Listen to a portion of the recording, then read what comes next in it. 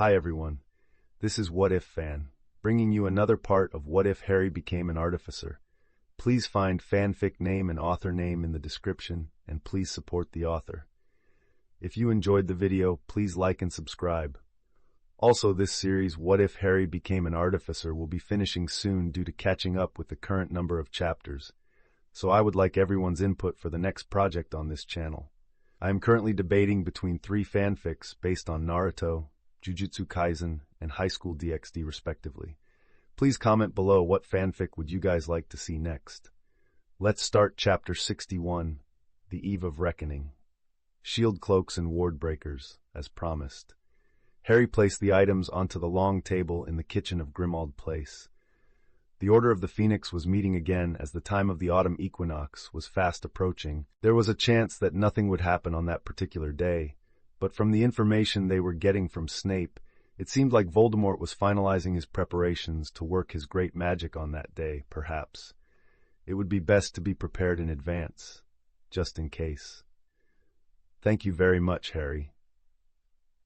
Dumbledore smiled at the Artificer as he and Moody looked over the items for a moment.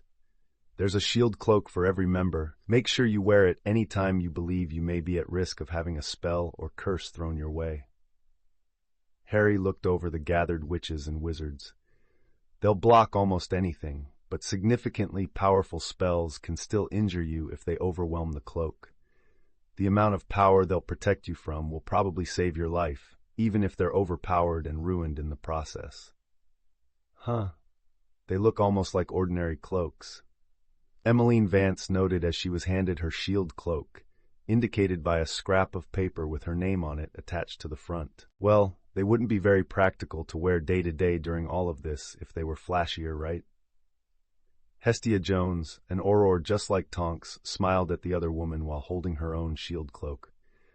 I doubt I'll take it off outside of my own home until all this Death Eater business is settled. Sturgis Podmore declared, already slipping the cloak on over his robes. Probably for the best. Daedalus Diggle agreed, standing up to put his own shield cloak on, along with Elphias Doge. While the Order members were accepting their new cloaks, some putting them on right away while others didn't, Harry was telling Moody and Dumbledore more about the ward breakers. Specifically, how many it might take to break the old wards around Malfoy Manor. Given how long the Malfoy family had owned the lands, the wards would most likely be incredibly strong. So you're thinking a dozen or more? Moody asked for confirmation, his prosthetic eye swiveling in the socket. Most likely. Harry nodded to the senior Auror. Space them out around the perimeter like the marks on a clock face and then activate them simultaneously. Even old wards like that should overload and shatter. The ward breakers will take the backlash and no one should be harmed. That means we have a way in. Moody gave Harry a nod before shooting a look at Dumbledore. I agree. Dumbledore nodded, a small smile appearing on his face as he looked at Harry. Thank you for your assistance in our endeavor, Artificer Potter. Hopefully we'll be able to end this madness before it escalates, like it did during Voldemort's first rise to power. Not until we figure out how he crawled his way back to the physical world. Harry shook his head, annoyed by the fact that Voldemort had returned at all. Until that time, all we can do is try to mitigate his effect on the world by taking out his power base. He's not wrong, Albus. Moody's gruff voice matched his scarred visage. We need to find out how to put Voldemort down for good. I'm still working on that, I'm afraid. Dumbledore sighed heavily. Horace had provided the confirmation of what Voldemort had done, the horrid magic of Horcruxes of all things.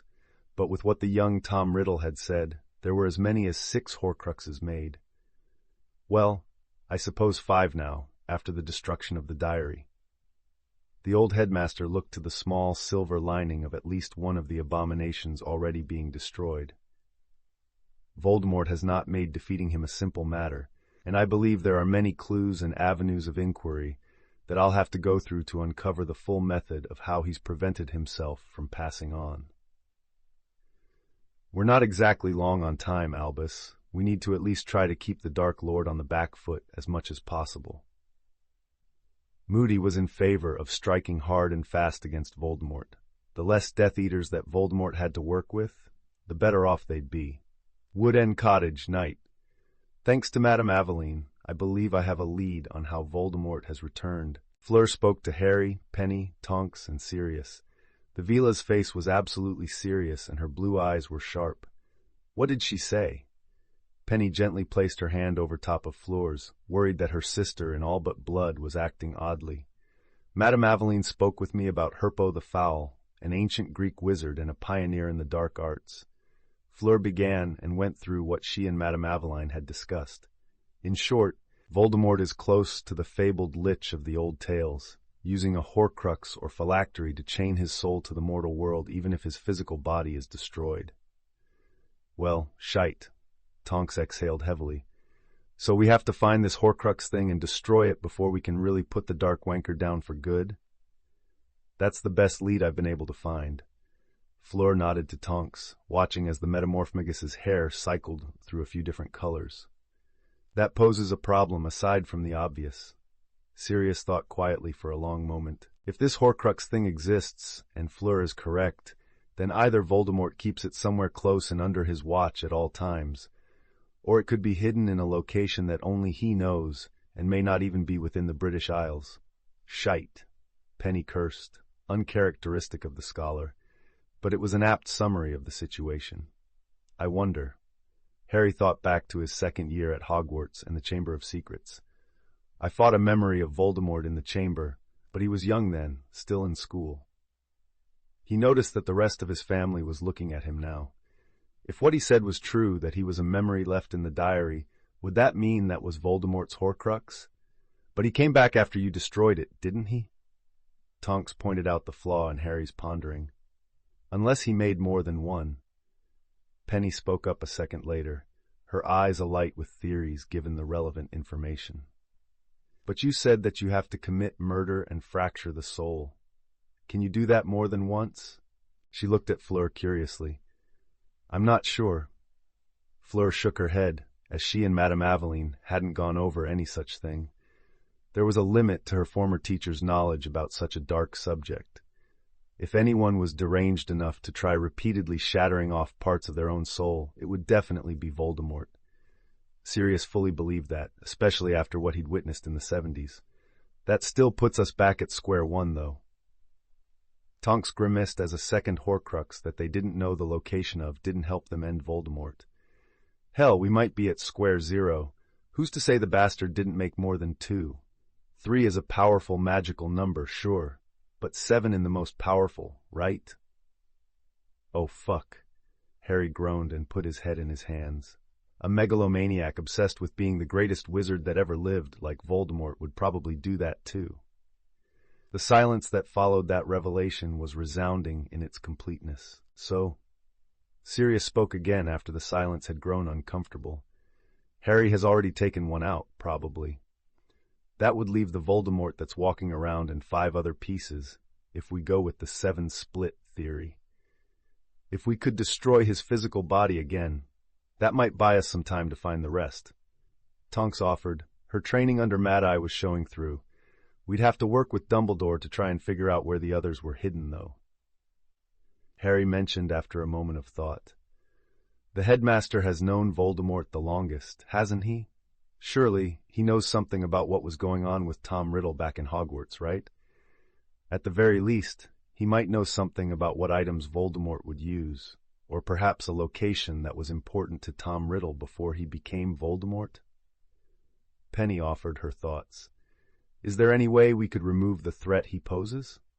Fleur brought up a question of her own. Would it be possible to trap or contain Voldemort somewhere until such time that we had destroyed his Horcruxes? My anti-magic area might work to an extent, but it's not very big yet, nor can it be set up and deployed during a confrontation. Penny hummed in thought about her creation. Worst comes to worst, Harry looked towards the direction of his smithy. I could always use that. Don't you even think about it. Tonks snapped at him, worry and indignation on her face as both her hair and eyes turned orange. Stay far away from that cursed thing, Harry. Fleur stared into his eyes sharply, while she grabbed his hand as if to keep him in place. Harry, that thing will kill you. Penny looked at him worriedly. Please, just leave it sealed away. We'll figure this out together. I agree with them, Harry. Sirius had a firm look on his face. Best to leave that sword where it can't hurt anyone, especially you. I'd rather not touch it, myself. Harry admitted he did still vividly remember his hand being frozen over by his creation. But Doorfrost has a specific ability that might make it one of the easiest ways to deal with Voldemort. At the cost of your life isn't acceptable, Harry. Tonks pulled him into a tight hug. Absolutely not. Fleur hugged him as well. We don't ever want to lose you, Harry. Penny joined the hug as well. Listen to them, Harry. There's no reason to endanger yourself. You have all of us to help you out. We'll take the bastard down together, no matter how long it takes. Sirius stated with surety as he stood up and ruffled Harry's hair, the only spot he could reach on his godson that was currently being smothered by the three girls. I get it. Harry chuckled from within the pile. We'll figure it out. In his mind, he did still keep unsealing Doorfrost as the option of absolute last resort, though. I should be finished with the scabbard soon, too, Malfoy Manor. Move everything of value quickly. Voldemort ordered with a light hiss. He watched as his hundreds of new followers moved about the large home to gather everything he wanted to keep and move it. My lord, are we really going to abandon my manor? Lucius asked, kneeling next to the man. It burned him fiercely that the land and home of his ancestors was being so casually left behind. Severus has brought information that Dumbledore's order has gained a way to break through the wards. Voldemort turned his red eyes upon Lucius. I will not have everything be lost if they attempt to raid us before the great magic is ready. I understand, my lord, but surely we could. Lucius was cut off as he was forced to the floor by Voldemort's magic. I will not hear your drivel, Lucius. Voldemort kept up the pressure as he spoke. Your manor and lands can always be reacquired if necessary. At present they serve a purpose, but if that changes, then I will abandon them, just as I expect you to. Yes, my lord. Lucius wheezed out from under the pressure. If you understand, then make sure everything is taken to our next location properly. Voldemort released Lucius and walked away, leaving the head of the Malfoy family to pick himself up off the floor. Damn, Lucius grumbled to himself as he stood up. To think that his family's manor would be trod upon by half-bloods and mudbloods, he hated it. But he still moved to follow the Dark Lord's orders. I can only hope the great magic is complete before any raid takes place. At least then I won't have to abandon my ancestral home. Hogwarts, library. They still haven't posted the first Hogsmeade weekend. Luna pouted at not being able to send Harry a letter so they could meet up for the day out for the students. They'll do it soon enough, Luna, I'm sure. Padma smiled at her fellow Ravenclaw as the group of friends sat around one of the tables together. Things have been quiet for a little bit in the Prophet, huh? Mandy mentioned as she flipped a page in her book, hoping to find more information for her current essay. That's probably a good thing. Hermione mused, nibbling her lip slightly. No news is good news, as the old saying goes. I'd really like to read that you-know-who is dead in the Prophet. Mandy mumbled quietly, so that only they could hear. Maybe Malfoy would stop being as much of a prat then. Padma rolled her eyes at the fact that Draco had been strutting around like he was important ever since the first day of school. I doubt it. Luna shook her head. The fact that she stated it as a simple fact made the other girls giggle. It would be nice, though. Hermione rolled her eyes, just remembering how pompously Draco was acting around the school. He seems to think he'll be accomplishing some great tasks soon with what little I've been able to hear from my sister and her love of gossip. Padma twirled her finger in the air with uncaring expression. Doing his own laundry would probably be a great accomplishment for Malfoy. Mandy tittered, and the other girls giggled as well. I suppose it could be, if he was bad at laundry. Luna considered with a cute thinking pose. Ah, Luna, never change. Mandy pulled the girl into a one-arm side hug. Okay. Luna smiled. It was great having friends. Hogwarts Headmaster's Office, September 22nd. I'll be taking my son home for the weekend, Lucius stated as he finished his meeting with Dumbledore. He'll return to school before classes on Monday morning. Draco was already by his side, looking almost smug, which he'd have to scold the boy for. I cannot stop you, as you are his father.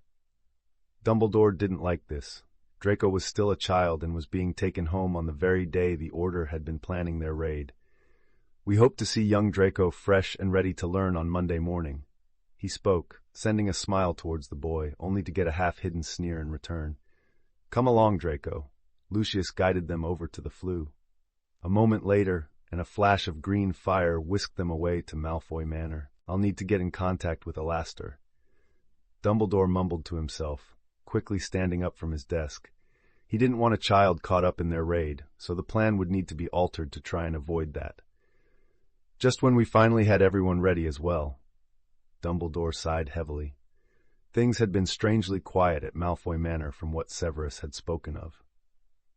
The majority of goods and useful items had already been moved to the next location that Voldemort had chosen. That location had only been shared with the inner circle, who had been sent ahead to make it ready for Voldemort's arrival. The rest of the newly recruited forces, numbering just over 300, were still at Malfoy Manor for protecting the area. Did they suspect that we would try something at this time? Perhaps this is an important time, and Tom is trying to stay my hand by placing a child in danger? It wouldn't be out of the question for the monster that the once bright young man had become. Wood End Cottage, Harry's workshop, there we are. Harry smiled at the completed scabbard artifact. Wrapped in dragonhide, powdered dragon fangs used as conduit for the runic circuits that linked the various sequences into an array, and he'd even gone the extra mile to stain the wood with dragon blood to add another layer of synergy. There was no doubt in his mind that this scabbard could contain Doorfrost indefinitely. Now, we just have to unseal Doorfrost and place it into the new scabbard. Harry grinned at finally getting another project completed. He'd save the unsealing for later, though. Sirius and Tonks were about to head out with the Order of the Phoenix to strike at Voldemort. You be careful. Marley kissed Sirius right as Harry walked into the living room. I will, love. Sirius promised her, once their lips separated. I've got my shield cloak, my basilisk vest, and my sorcerer's path. I shouldn't get a scratch. He smiled warmly at her and pulled her into a hug. You stay safe too, Nim. Harry hugged her close, and Tonks returned it. I'm decked out in everything, Harry. Tonks promised him with a loving smile. Basilisk vest, basilisk scale mail over that, shield cloak over that, and sorcerer's path over that. She listed off all the protection she had thanks to Harry. I'm pretty sure that I'll be the most protected person there. Tonks kissed him, long and slow, pouring all of her love and affection into it. If anything goes wrong, please just come back here. Penny hugged Tonks closely after she and Harry separated. No worries, Penny. Tonks hugged the other woman back. If things go arse up, we'll be pulling back to reassess. Dumbledore and Moody both agree that something is afoot from what Snape had told us, so they're prioritizing lives over results tonight. Bon. Fleur pulled Tonks into her arms next and kissed her cheeks. Your life is more important than the Dark Lord's. Come home to us above all else. Of course, Tonks smiled and squeezed the Vila tightly. We'll make it back just fine, hopefully with whatever Voldemort is planning completely ruined. You come back too, Sirius. Harry hugged his godfather. You still have a wedding to attend. You're tying the knot before your majority, Harry? Sirius asked in faux shock. I don't, that's legal. Hush, before Marley changes her mind about you. Harry laughed along with Sirius. We're off to screw over the Dark Tosser. Be back later. Sirius joked and waved to Marley, Harry, Fleur, and Penny comically. He vanished in a flash of green flames as the flue activated. I'll drag him back if he does something silly. Tonks promised, shooting Marley a smile before she stepped into the green flames and was whisked away as well. Are you sure that we shouldn't have gone? Fleur looked at Harry in concern. They're only going to disrupt whatever Voldemort is planning, not to try and bring him down. So, they should be fine. They're old hats at this. Harry offered the best reassurance he could, given that he'd also wanted to go. Sirius and Tonks were adamant that we not go and get involved with the Order any more than necessary. Penny reminded them both, even as she was clearly worrying herself. I'm not exactly thrilled about the idea of joining a secret illegal militia, but I hate the waiting too. We'll be ready to help if they call. Harry held up his communication mirror, reminding the three women that they had instant communication if Tonks and Sirius needed help. Malfoy Manor, Night. What's that fog? Sirius questioned as the order met well outside the ward line of the Malfoy estate. Some kind of spell. Moody's gruff voice replied. My eye can't see through it. We've confirmed movement in the fog. A lot of things are standing in it, kind of listlessly. Shacklebolt reported as the order had spread out to check around the edge of the estate already. I worry that the suspected 300 or so wizards and witches that are supposedly following Voldemort are lying in wait for us. Are they planning to stay out here all night? Elphius Doge questioned curiously. We're definitely outnumbered, but if we can slip past them. Sturgis Podmore offered, but sounded like he would rather not go sneaking about in the magical fog. We can't even get close to the wards to use the ward breakers if we don't pass through the fog, though. Tonks mentioned, eyeing the figures in the fog with the use of a sight charm that Aurors were taught to let them see further away clearly, like a pair of binoculars in spell form. Voldemort has also taken the young Malfoy scion into the manor as well. Dumbledore reminded the order, using a child as a shield, as it were. Of course he did. Emmeline Vance grimaced at the disgusting tactic. Do we have a way to clear the fog and deal with up to 300 wizards long enough to break the wards and then destroy this ritual site? Remus looked at Dumbledore for any idea or potential plan.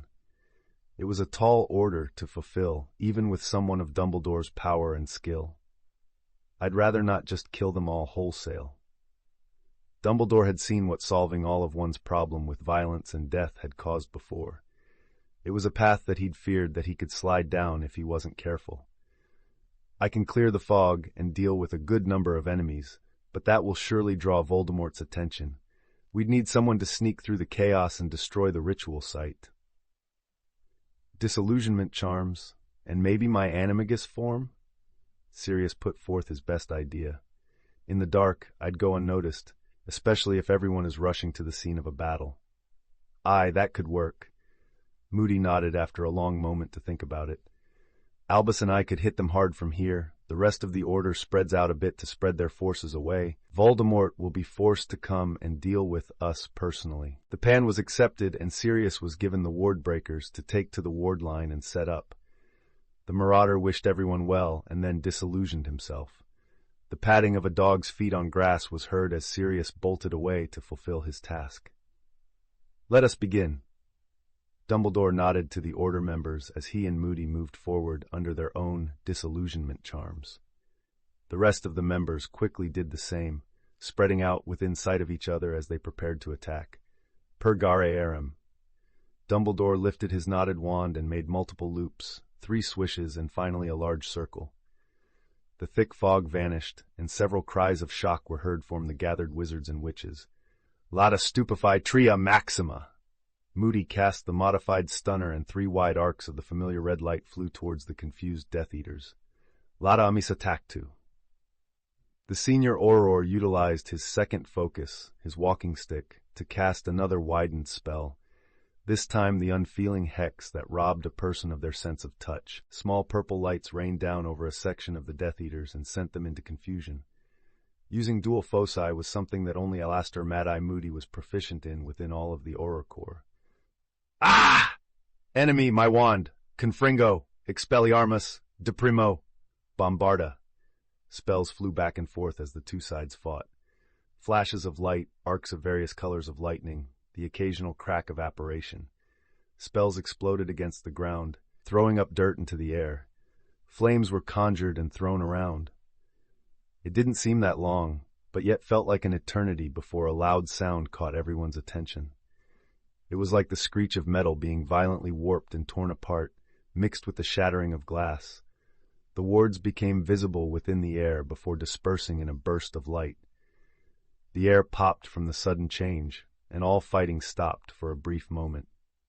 That moment was shattered when Sirius Black apparated close to Dumbledore. Sirius had returned to his human form and was clearly shaken from the hastily performed apparition, but forced himself to his feet and drew his wand fluidly.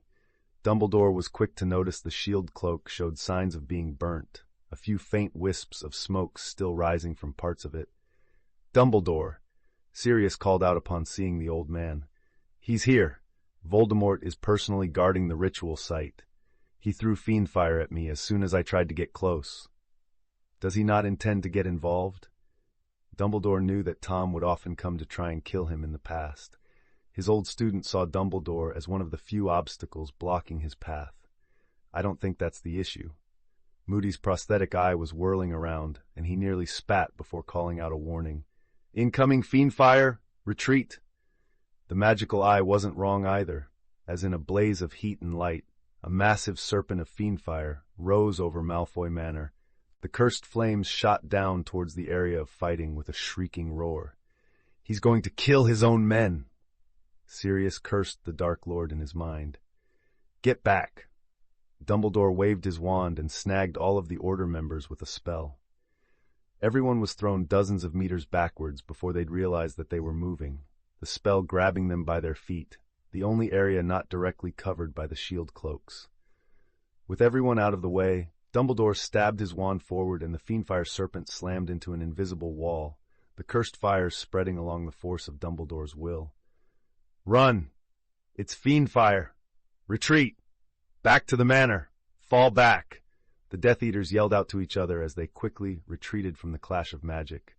The fiendfire reformed, still fueled by Voldemort's magic and intent. The serpent of cursed flames lashed out at Dumbledore over and over again, trying to break through his barrier. Dumbledore grimaced as he blocked the flames and slowly pushed his will and intent into them, trying to wrest control of the cursed fire from Voldemort.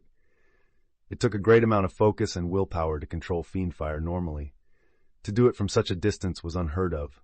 Dumbledore could only force his intent against the fire and snuff it out by using the distance against Voldemort. He's doing it! Elphius Doge cheered as the fiendfire serpent lost form and became a swirling ball of flames. Once he's snuffed out the flames, we move in and head towards that ritual site. Moody called out to the Order members, "We don't want to miss this chance." Dumbledore crushed the intent remaining in the fiendfire, stealing control of the spell and then snuffing it out. The heat dropped noticeably once the cursed fires were gone. That wasn't the end of the Order's troubles, though. A wave of spellfire came from the manor all at once. Among the many spells, there were a few glowing green lights that everyone recognized. Instead of relying on shield charms, the Order all pointed their wands at the ground and transfigured the earth into a large wall. The chorus of spells exploding against the earthen wall was loud, parts of it even being blown apart under the barrage. Always trying to interfere, Dumbledore. The sibilant hiss of Voldemort rang out in the sudden silence. But you'll have to leave. I'm about to start a monumental undertaking of great magic that most witches and wizards couldn't comprehend, and I can't have you ruining it. I cannot do that, Tom. Dumbledore lowered the section of earthen wall in front of him to meet Voldemort face to face. My name is Lord Voldemort. Voldemort snapped out, his tone like a whip cracking through the air. This must end, Tom. Dumbledore paid no heed to the false name that his former student had given himself. His wand was at the ready. The first opening he saw would begin their battle. Always you must meddle, Voldemort sneered out, his tone patronizing. But I have little time for you, old man, so I'll have you leave. I will not move from here until you are stopped. Dumbledore's tone hardened, the fierce man he could become on the battlefield showing his face for the first time in many years. That's not your choice. Voldemort had a mocking grin on his face. You see, I've delved into magics the likes of which you could never imagine. The next time we meet, I will be as unto a god. Your mind has become twisted from the dark magics you've subjected yourself to, Tom. Dumbledore narrowed his eyes at the man. Goodbye, Albus Dumbledore. Voldemort raised a wand before him, as if about to give a proper pre-duel salute. Immolare et dispergere. Voldemort's voice warped noticeably, and the wand in his hand was tossed forward. Dumbledore raised a powerful Protego Totalum to block, only for the thrown wand to explode into fragments and a thick black smoke to blast forward and cover the area. When the black smoke cleared away unnaturally fast, it revealed the entire Order of the Phoenix had vanished. The odd wavering of the air and a strange hissing sound were all that was left in the darkness of the new moon night. Begin preparations. Voldemort raised his voice as he stalked back towards the ritual site. We will begin the great magic immediately. Ideally, he'd have liked to wait until tomorrow night, but night on the day of the equinox was the most important factor. So long as the sun hadn't started rising and the date was right, the ritual should still impart its full power after all the meticulous placing of the various granite slabs that he'd done. The incredibly perfect alignment would make up for the slightly less optimal timing. Tempest. Voldemort cast the simple charm with his true wand, and not the well-matched secondary wand he'd used for his previous spell. The wispy smoke formed the time and made Voldemort smile mirthlessly. 12:03 AS. A strange sound, like a muffled explosion, went off in an alleyway, had anyone actually been around to hear it. Sirius crashed down hard on something and nearly blacked out. It took him a few moments to reorientate himself, the putrid smell invading his nose, a sure help of getting his wits back. Blinking his eyes, he tried to see, but only a faint light from somewhere off to the side gave him anything to see by. His body felt weird, like he'd just gone through a bad side-along apparition. His stomach was certainly rolling, and the stench wasn't helping that. Bloody hell! Sirius gagged as he forced himself up. Whatever he was lying on shifted beneath him, but Sirius was able to grab the edge of the box. It was metal, cold to the touch, and he pulled himself upward with a groan of pain. "Oh, you've got to be fucking with me," he cursed, now realizing he was in a muggle dumpster. "Where the hell am I?" He had no idea what that weird spell he'd heard Voldemort cast was, but it had apparently been able to either bypass his shield cloak and basilisk vest, or it operated on a different method than a standard spell. Damn it. He climbed out of the dumpster, his body still feeling completely off in a way that was hard to describe. Sirius rummaged in his pocket until he pulled out his communication mirror. He needed to tell Harry that something had gone wrong and that they hadn't been able to stop Voldemort's plan. Harry Potter. Malfoy Manor, ritual site. "Hurry up!" Voldemort ordered as he sent the peons to their proper spots among the slabs of granite that he'd prepared. Every one of them had a designated space, and he was making sure that they were all in position. "We don't have all night." "My lord, where did you want us?" Lucius questioned, having only been told that the three Malfoys needed to be here for the great magic to work, being as this was their land and the land of their ancestors for centuries now. "Lucius, your family will be at the center." Voldemort guided the Lucius, Narcissa, and Draco into the center of the standing stones. "It is imperative that the ones with the deepest ties to this land be here to give the magic the space to work with." "Of course, my lord." Lucius bowed his head, still rather happy that they'd repelled Dumbledore and his order without having to abandon Malfoy Manor. "Lucius, kneel before this stone," Voldemort instructed, pointing at a stone with a strange glyph on it. "Narcissa, you will kneel before that stone," he informed the woman, another standing slab of granite bearing another unknown glyph. "Finally, young Draco, you will kneel before this stone." Voldemort guided the boy to face the proper stone monolith, this one bearing a glyph that was unique as well. "It is an honor to help you work a great magic, my lord." Draco spoke after kneeling before the marked stone. The teen was trying to sound proper and imitate his father's way of speaking, but it fell flat as he had none of the decades of experience. "See that you remain where you are. I will be most displeased if you cause this to fail." Voldemort's obvious threat made all three Malfoys tense in fear until he left the center part of the ritual site. "With this, we will return to the Dark Lord's good graces."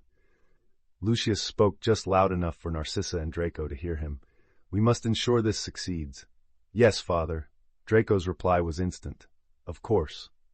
Narcissa's simple reply still possessed the bearing of a daughter of the House of Black, even as she kneeled in the grass and dirt before a stone slab. Voldemort went around the entire site once more, checking that everyone was in their place and that every stone was in perfect condition. Only once he was satisfied did he walk over to a different stone, this one made of a black mineral instead of granite. Briefly, he stared up at the new moon, hard to see in the night sky, but not impossible. With a dark grin, he poured his magic into the black stone beneath his feet. "Conjuro te da desiderium meum appare coram me et servias domino tuo." Every glyph on each of the standing slabs of granite began to glow with a deep blue light. "What will you offer?" A voice seeped into his head like oil. It was not a human tongue, but understanding was forced upon him regardless. Everything within the land of the three within the center, all of which are my property, and the land itself. Only I shall be spared as your master. Voldemort spoke aloud, but to anyone that could have seen him, it looked as if he was in a trance, staring into the empty air. The power I offer is equal to what you sacrifice. Is everything within these lands yours to offer? The voice questioned darkly, a feeling of sheer wrongness now filling the air around Voldemort. Yes, all lives within this land are my property, for they bear my mark upon their flesh. Voldemort answered the force with utter surety. The ground beneath the ritual site began to glow the same dark blue color as lines appeared between the standing stones. A massive magic circle, the likes of which hadn't been seen in over 1,000 years, formed as the Death Eaters remained kneeling in their positions. Many of them made noises of awe at seeing this magic begin. Knowing they were a part of it gave them a feeling of importance. The offering is accepted. The force spoke into Voldemort's head. A single spark stared at all. The blue light darkened into a navy blue with black mixed in. None of the kneeling Death Eaters could move anymore as the ritual began. The first to feel the effects were the Malfoys. If they could have moved at all, screams would have torn from their throats. Their magic flowed away from them like water, pouring into the glowing circle beneath them. When their magic ran out, their very blood was torn from their bodies to run in rivulets down their skin and into the ground. The Malfoys seemed to rapidly age, as their bodies were reduced to naught but dust, which was absorbed into the circle as well. All around the ritual site, the same horrific process played out as 300 magicals were sacrificed to bring forth something beyond the mortal world. When all of the humans had been consumed entirely, the land began to warp as the glow spread across it. Voldemort watched on, pleased by his success. There had never been any intention of abandoning Malfoy Manor or the ritual site. No, the moving of everything valuable had merely been because everything that sat on the Malfoy ancestral lands was to be offered up as a sacrifice. That included the manor itself and the land owned by the Malfoys as well. The manor was torn apart, every scrap of it reduced to dust, just as the rumbling earth tore itself asunder to flow towards the immense magic circle that still glowed brightly from the ritual site. From the magic circle, the dirt and dust rose up, forming into a titanic skeletal being roughly 60 meters in height. The torso and arms appeared humanoid, but the legs were wrong, as was the skull and the long tail. The dirt skeleton quickly took on the form of real bones, gleaming white in the darkness of night. The earth continued to flow over the bones, forming flesh and organs over the skeleton. Skin formed, and then darkened to a deep navy blue. The skull was covered, revealing it to be goat-like in nature, but the extended jaws was filled with sharp fangs. When the ritual ended and the glow faded away, all that was left of the Malfoy ancestral lands was a massive crater. In the center of that crater stood a being of immense size and darkness. It was a demonic monster with muscles as taut as ropes rippling up its towering form. Its skin was deep blue, and its eyes snapped open to reveal gleaming blue eyes that glowed with an ethereally light. Its head, resting atop its thick chest, was that of a goat rather than a man, and had an elongated snout and thick, twisted horns stretching backward from the sides of its head. The lower half of its body had bestial legs like a goat's, and were covered in thick, navy blue fur. The tail that lashed behind it was a serpent, hissing dangerously with equally glowing eyes to the main head. The demon roared loudly, the air shaking as a dark aura swept across the crater and filled both the land and air with death.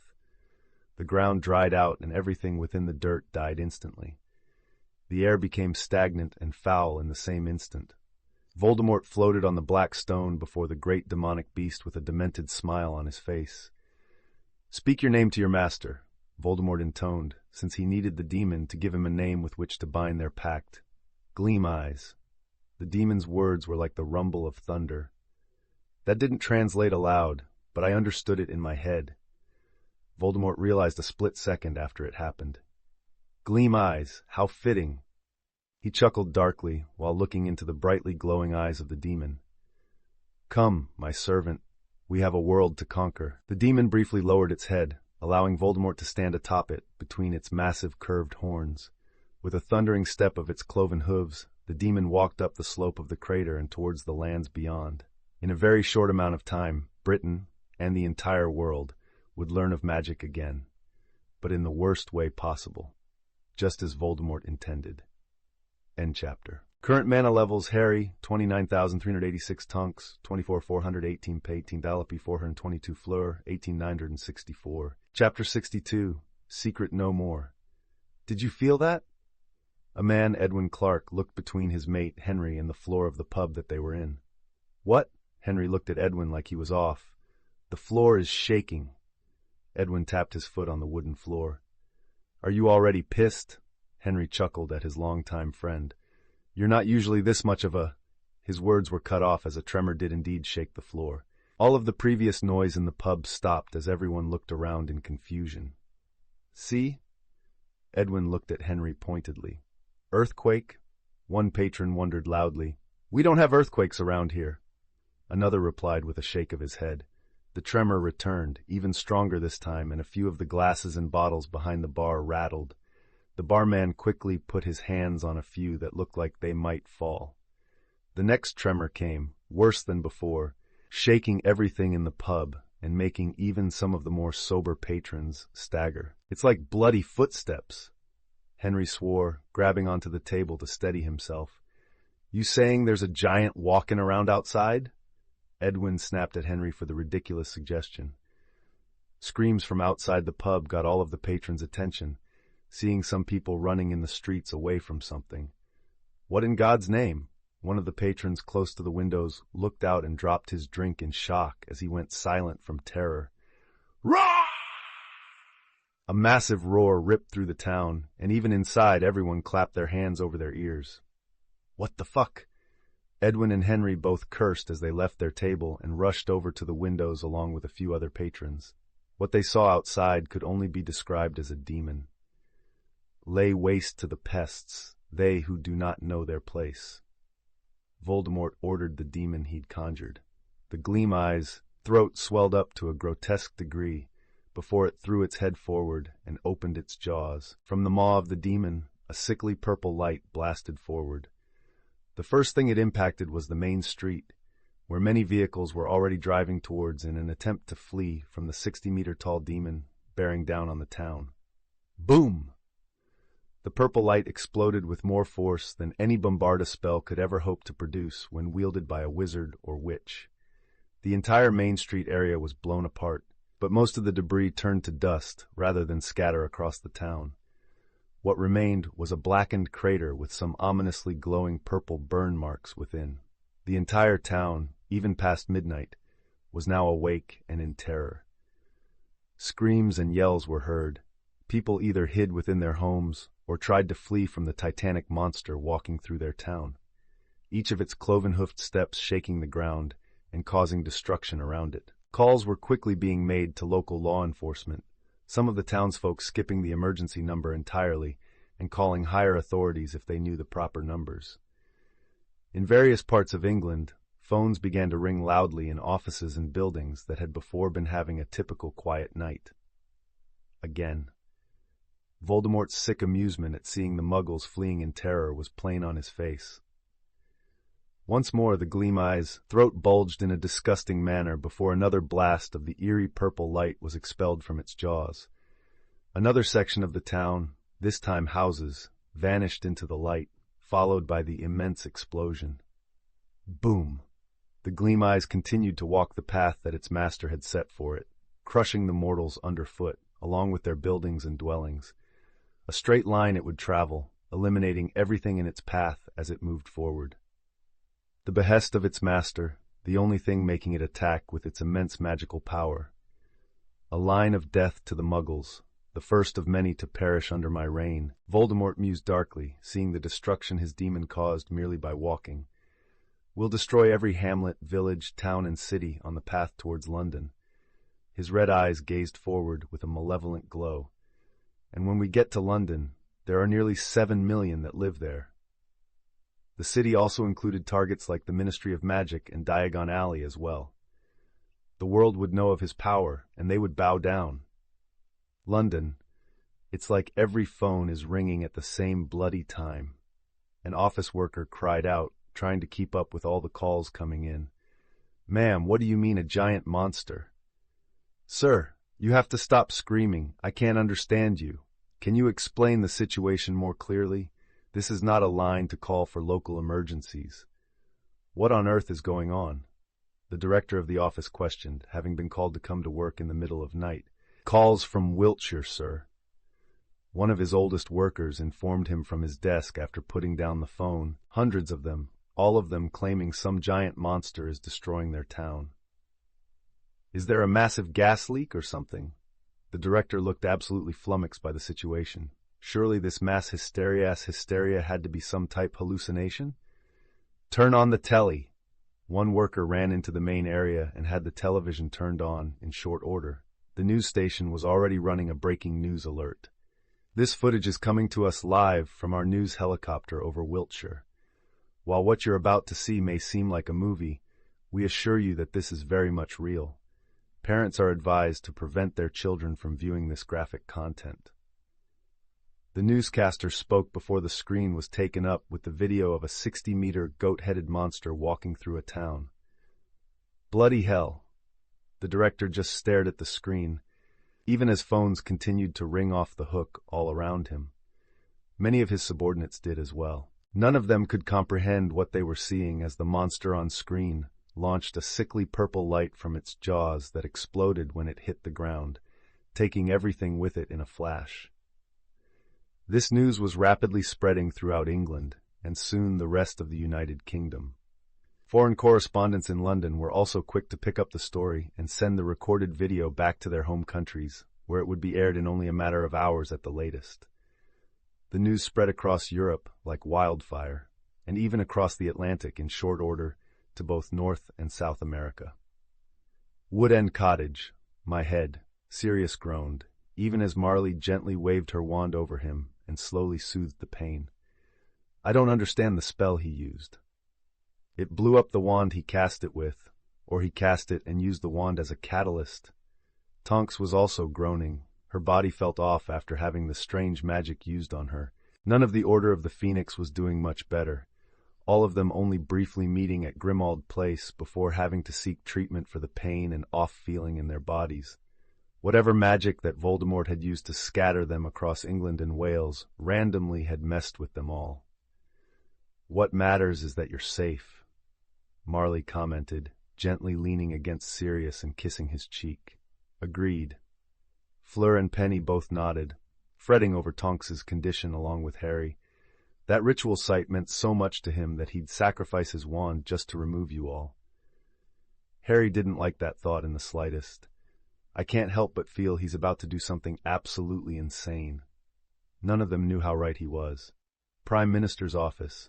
"You get the other minister here right bloody now."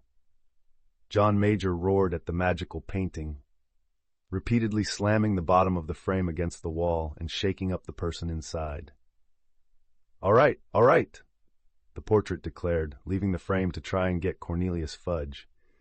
How could this be happening? John ran his hand through his hair. Nothing like this had ever happened to his knowledge, though that may not be a surprise if what he suspected about the wizards was true. They'd been separate for centuries now.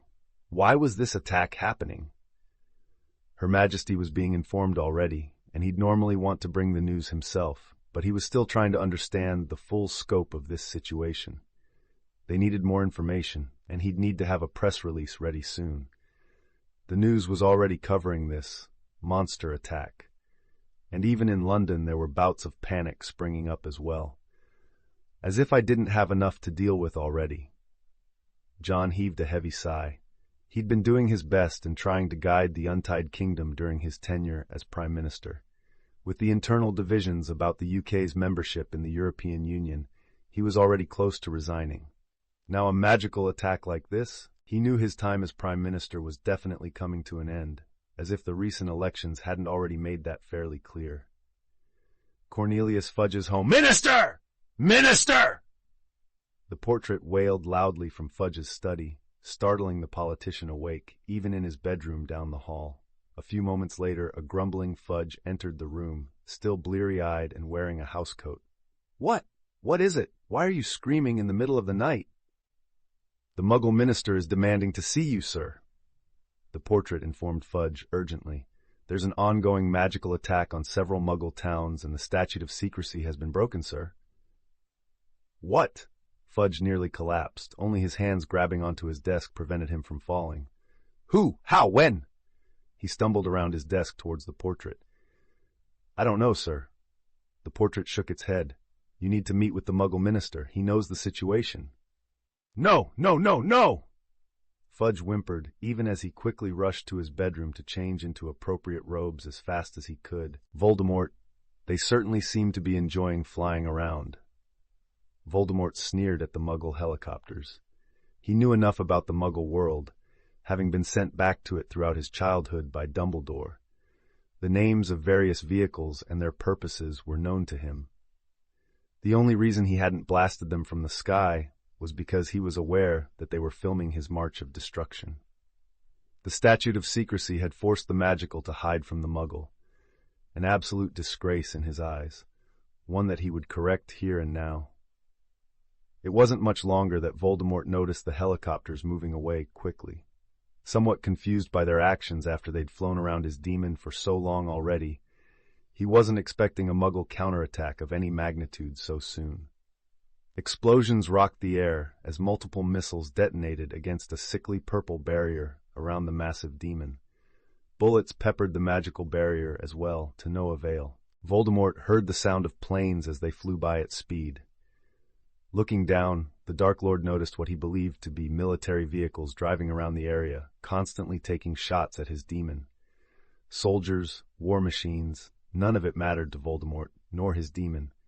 Protection from projectiles is the most basic of basics. Voldemort nearly laughed mockingly at their efforts. Even bombs and missiles wouldn't do much for the Muggles. Anything that was a projectile wouldn't get past the Gleam-Eye's barrier. Not even spells could pass through unless they could overpower the demon's ridiculous amount of magic. Play with them a bit. He could allow a small slowdown in his march to enjoy the Muggles' futile resistance. The Gleam-Eyes roared, shaking the air itself. Its hissing serpent tail lashed out, knocking the military trucks aside. Any soldier unfortunate enough to get in the path of the snake tail was thrown far and died. Boom, boom, boom, boom, boom. More missiles exploded against the sickly purple barrier to no effect. The ethereal glow of the demon's blue eyes followed the planes as they flew.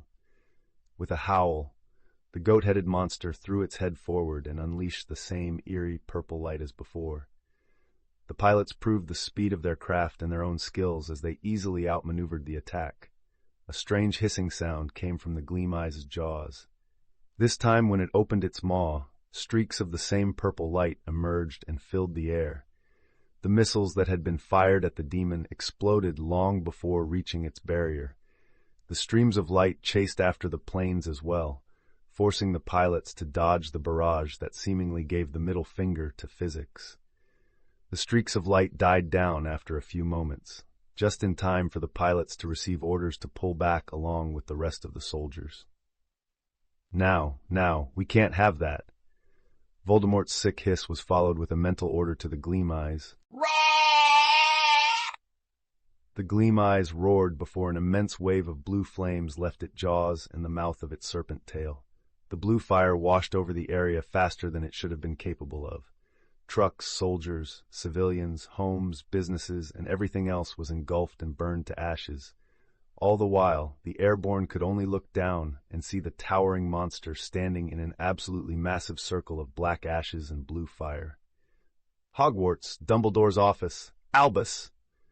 Minerva entered his office before he could bid her entry. McGonagall looked frantic and disheveled, a far cry from her normally prim and stern appearance. "You must head to the Ministry." "I was about to leave, Minerva," Dumbledore mentioned, his flue already crackling with green flames. "I have heard of what is going on to some degree." The headmaster truly looked his age now.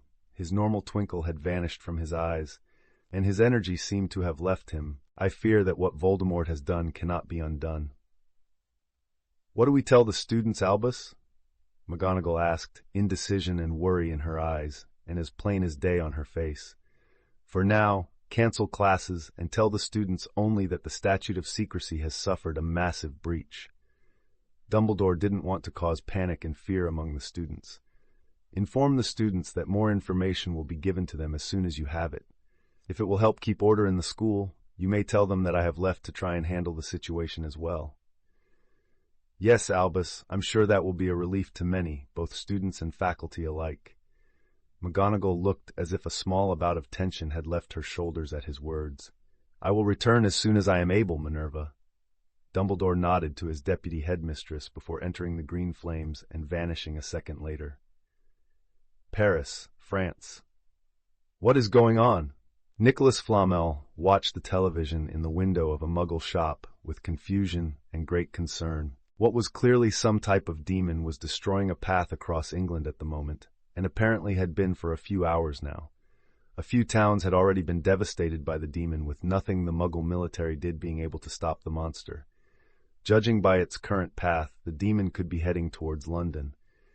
It was barely sunrise in Paris, and yet Flamel could already tell that the city was beginning to buzz. I need to get home to Paranel.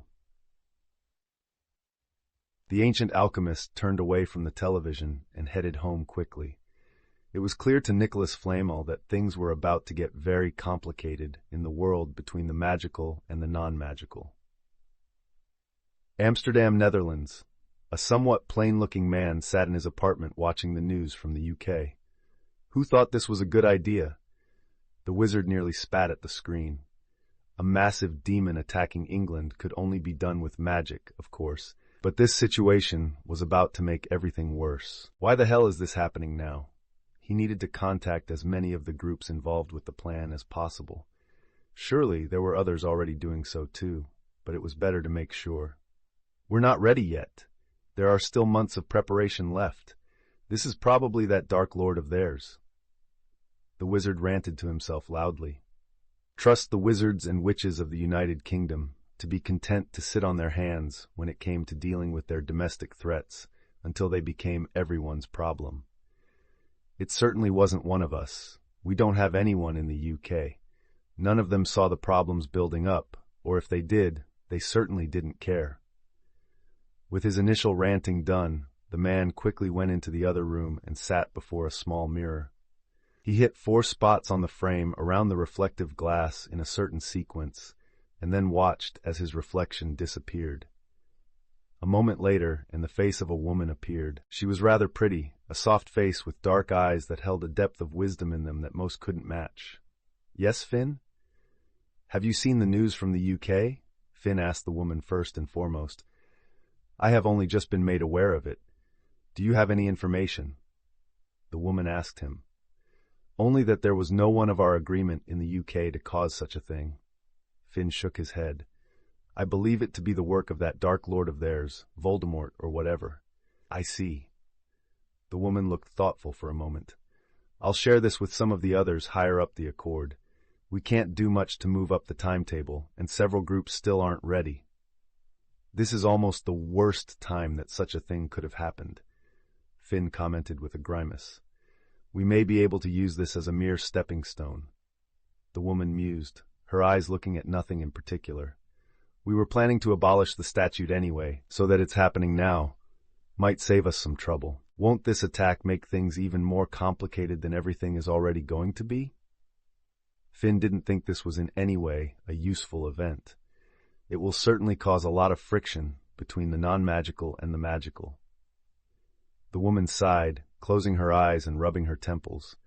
But it also gives the non-magical a good amount of time to get used to the idea of magic being real. That is going to be one of the biggest hurdles to the plan, after all. And if this doesn't stop soon? Finn questioned the woman. A few of the more capable members will deal with it. The woman spoke, her tone flat and devoid of any warmth. Ministry of Magic, Obliviator's offices. How are we supposed to contain this? We can't. The Muggles already have it on their news across the country. The ICW is going to be breathing down our necks. Then they should get over here and help us. To say the department was in shambles would be a bit of an understatement. None of the Obliviators knew what to do about this situation. Nothing in their training had ever prepared them for such an egregious breach of the statute of secrecy. They only had about 100 members total, and that was counting the people that usually did the desk work for the department. They couldn't stop this. "More mail," a porter called out, bringing in another stack of letters from concerned wizards and witches who were waking up to hear of this commotion on the wizarding wireless. The ministry couldn't control the wireless as much as they controlled the profit, especially not when the wireless could report without having to print anything like the newspaper. They were simply too fast, and Minister Fudge was apparently still in a meeting with the Muggle Prime Minister, so no one had even given the order to silence either of the main news outlets. ICW has sent a letter to Fudge as well. The porter mentioned, relieving some stress from the panicked Obliviators, that they weren't going to be blamed directly, at least. That didn't mean anything good was going to come of this, though. Until Fudge got in contact with the ICW, they had to let Dumbledore, in his position as Supreme Mugwump, talk to the Confederation. "What are the Aurors doing?" One of the Obliviators questioned the porter that had been rushing up and down the various levels of the ministry since this madness began. "They've already dispatched, but they can barely slow the thing down, apparently." The porter gave what little information he had to the Obliviators. "Aurorcore Wiltshire. A wall won't stop this thing," Amelia Bones told her Aurors loudly. "We're going to transfigure the ground and make as many obstacles as possible to slow it down. Swamps, pits, trenches, all as deep as possible, at least 10 meters deep and wide on each one." "Yes, ma'am," the Aurors called back. Every single one of them had their wands in hand. Most of them stared at the distant figure of the demon as it walked in their direction. All of them knew they wouldn't be able to so much as touch it with their spells, so Amelia had done the next best thing, work on containing the monster. "Get to it. We need to cover as wide an area as possible, or it'll just walk around," Amelia ordered, and the Aurors all spread out quickly, looking to make the ground completely impassable if possible. Wood End Cottage. "You've got to be kidding me." Harry had just heard the news on the wizarding wireless. He summoned a demon? Just from what news the wireless had, it already sounded beyond bad. The statute of secrecy was in tatters by now. The non-magical news outlets would have video evidence of this spread across the globe by now, or in the next few hours at least. Destroying towns? What does that even gain Voldemort? Penny was horrified by what they'd just heard. "Attention." Fleur nearly spat. "He wants everyone to see him and his abomination. He wants them to fear and despair, to give up without trying to fight him." "Fear tactics." Harry nodded as he clenched his fists. The wireless wasn't going into too much detail about the non-magical towns that had been destroyed, but Harry was fairly certain that thousands, if not tens of thousands, had already died. "I need to get out there." Tonks muttered from the doorway to the kitchen. She was still a bit out of it, but the worst had passed. "Madam Bones has called in every Auror, and that includes me." The metamorph magus moved to head upstairs to get her basilisk vest, the basilisk scale mail, the shield cloak, and the sorcerer's path that she'd worn during the failed raid. "Nim." Harry had crossed the kitchen in record speed to grab her hand. "Don't." He looked into her eyes, desperate for her to listen to him. "Harry, I have to. I became an Auror to protect people." Tonks pulled him into a hug. She was soon joined by Penny and Fleur, as both of them hugged her too. "Then I'm going too," Harry stated firmly, high green eyes like hardened emeralds as he stared into Tonks's eyes. "You're not an Auror." Tonks denied, shaking her head. "We'll all go." Penny spoke up, backing Harry's choice. "Absolutely." Fleur clearly wasn't going to be dissuaded, her face already set and her blue eyes firm. "We have a better chance together." Harry took Tonks's hands in his. "Plus," he looked at Penny and Fleur as well, "I finished the scabbard." "Harry!" All three girls nearly shouted in unison. "It's our most powerful weapon," Harry thundered back, a bit of magic in his throat to amplify his voice. "We can contain it now, so if it needs to be used, we can do so for a short time. It could be the difference between life and death." "That sword is death, Harry." Fleur looked him in the eye. Just being near Doorfrost made her skin crawl. "It'll kill you just as much as Voldemort." "Harry, I get it, but if anything goes wrong, you'll die." Penny hugged him from behind. If we don't use it, we're all probably going to die regardless. Harry stated flatly, no emotion in his voice. Please, let me use what I've made to keep us alive. I don't want this to be the end for us. Harry met each of their eyes for a moment, and all three of his loves saw the fear in Harry's eyes. Sometimes we forget that you aren't as old as us, Harry. Tonks pulled him into a hug. She squeezed him gently, pouring her love and affection for him into her embrace. Are you sure the scabbard will work? It's my most powerful artifact so far. It equals out with Doorfrost if the arithmancy is correct, but it's so highly fire-aligned that even if it was slightly weaker, it wouldn't make a difference. The scabbard will overpower Doorfrost every single time. Harry assured all three of them, confident in the power of the new artifact that he'd made. Let's get all of our gear first. Fleur spoke, letting out a sigh at having to unseal the cursed sword. We should bring as many mana-bane chains as we can. Penny nodded firmly, her mind already working on ways to end this disaster as fast as possible. We might be able to capture Voldemort and stop all of this. I'll get my regalia ready. Harry was quick to head up to his room. He'd put all of his artifacts and items to the test against Voldemort. I want to end this, once and for all. End chapter. Current mana levels: Harry, 30,010 Tonks, 24,632 Penelope, 18,584 Fleur, 19,116. Chapter 63, Battle Against True Dark. 4 figures flew through the air in the early morning light, the Windwalker items attached to their legs making brooms unneeded for them. A loud explosion rocked the air, a sickly purple light seen a fair distance ahead of them. Damn him, Harry cursed under his breath. The goat-headed demon that Voldemort had summoned was massive, easily 60 meters tall, and Harry almost didn't want to test its mana amount. Regardless of what he wanted, all 4 of them came to a stop as Harry put just a little bit of mana into his glasses to activate the scouter function. 1,368. Fuck. Harry summed up the number in a single word. That bad, huh? Tonks grimaced, seeing the monster apparently slowed down by whatever was around it. How bad is it? Penny questioned Harry, wanting to know just what their chances were. Well, it's weaker than Flamel, Harry offered with a subdued tone. That's not very reassuring, Harry. Fleur looked at her lover with an understanding gaze. It's just over 1 million. Harry gave them the answer and saw all 3 of them flinch slightly. None of them were even a tenth of that. Hell, all of them together only came out to just over 90,000. Well, shite. Tonks gave her opinion on the situation. Indeed, Fleur grimaced at the monster in the distance. What do we need to do to take it down? Penny was already trying to think of some method to stop all of this. Right, Tonks nodded firmly. It's just big. The bloody thing probably doesn't have much of a will of its own, so it'll be relying on orders from the Dark Tosser. We can exploit that. We need a way to get beyond that barrier around it. Fleur pointed out the first obstacle to stopping the monstrosity. If it's magic, then I can do that. Harry patted Ethereum, sheathed on his hip. The only problem is keeping Voldemort's attention divided. He knows at least a bit of what my sword can do already. He didn't even speak about the sword currently strapped to his back in the brand new artifact scabbard. That would only be used when the time was right. Distraction shouldn't be too hard.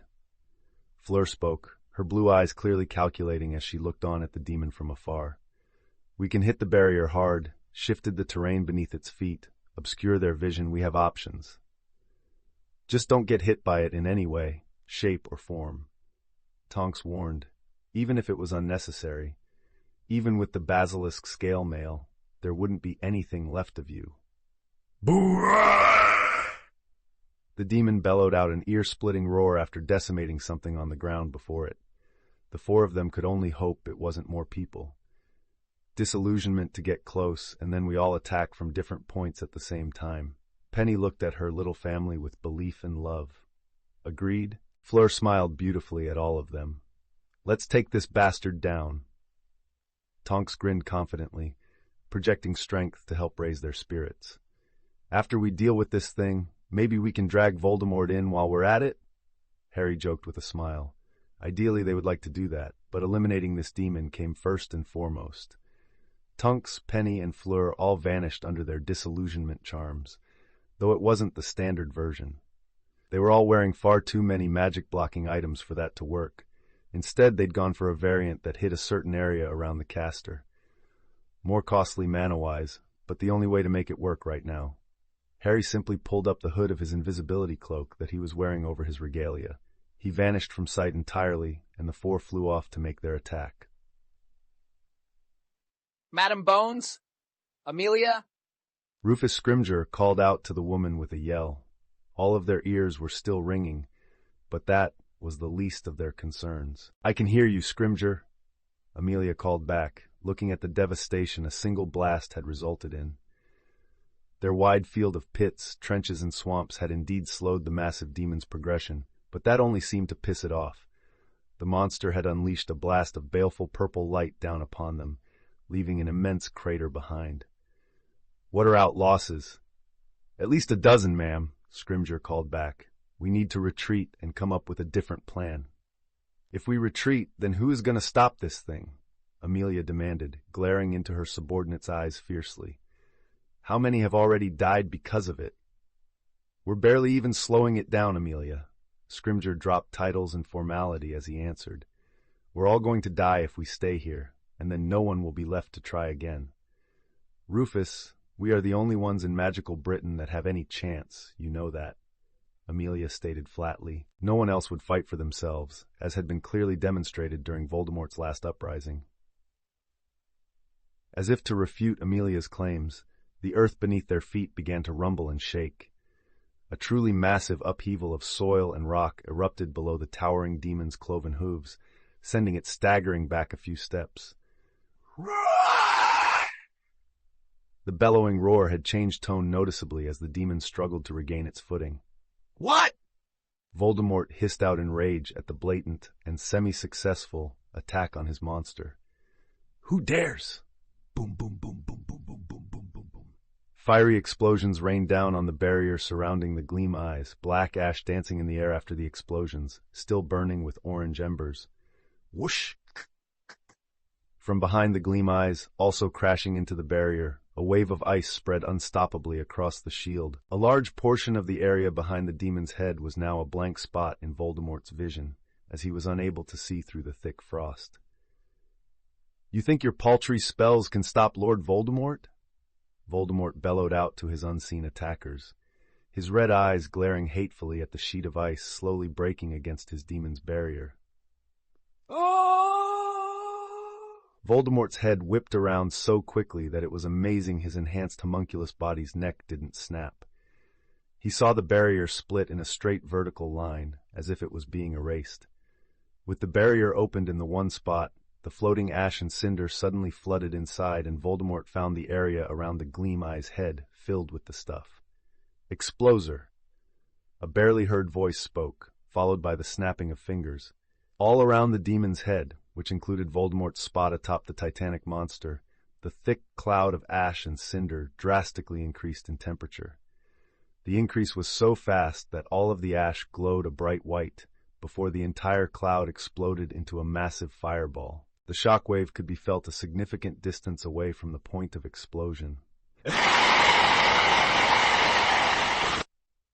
The Gleam Eyes staggered, nearly losing its feet, only catching itself as its snake-headed tail hit the ground and supported the main body, keeping it upright.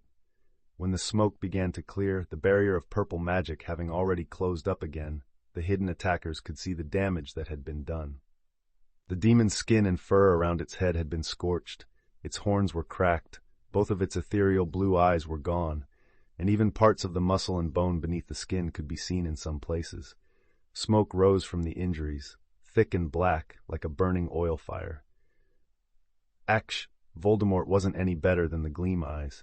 His body was twisted and broken, burnt flesh, shattered bones, burns covering most of his body. Even the robes he'd enchanted himself hadn't been able to block the full force of the explosion he'd been caught in. Gringotts, Lestrange vault, bang! A seemingly innocuous goblet exploded with force inside the silent vault. The only thing that had been remarkable about it was the badger mark, most closely associated with Helga Hufflepuff, that had been emblazoned on the magical object. But now, all that remained of the once famous relic were shards of twisted, smoldering metal. A black fog with a face wailed as it rose up from the remains of the goblet. It was a tortured cry, like someone injured beyond belief but unable to die. The smoke-like apparition faded away, and the dark vault was silent again as it had been for over a decade before. Battle against the Gleam Eyes. You heard it, Fleur. Harry spoke to his Vila girlfriend, both of them still invisible in the air. She got Voldemort, too.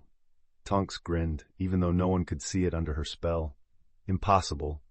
Fleur didn't have any time to feel good about her accomplishment. The reason for that became clear as everyone on the battlefield watched the Gleam Eyes regenerate rapidly. The exposed bone and muscle reformed first, then it was covered by new skin. Fur regrew in the areas that had previously had it. The demon's curled horns repaired themselves, the cracks and chips missing from them sealing up and reforming. Finally, ethereal blue light shone from the ruined eye sockets, only to reform into the bright eyes of the demon's namesake. Of fucking course it can regenerate. Tonks cursed loudly, uncaring of maintaining near silence at this revelation. It's not the only one. Harry grimaced, seeing Voldemort's twisted body standing back up, even though it shouldn't be able to given the damage to it.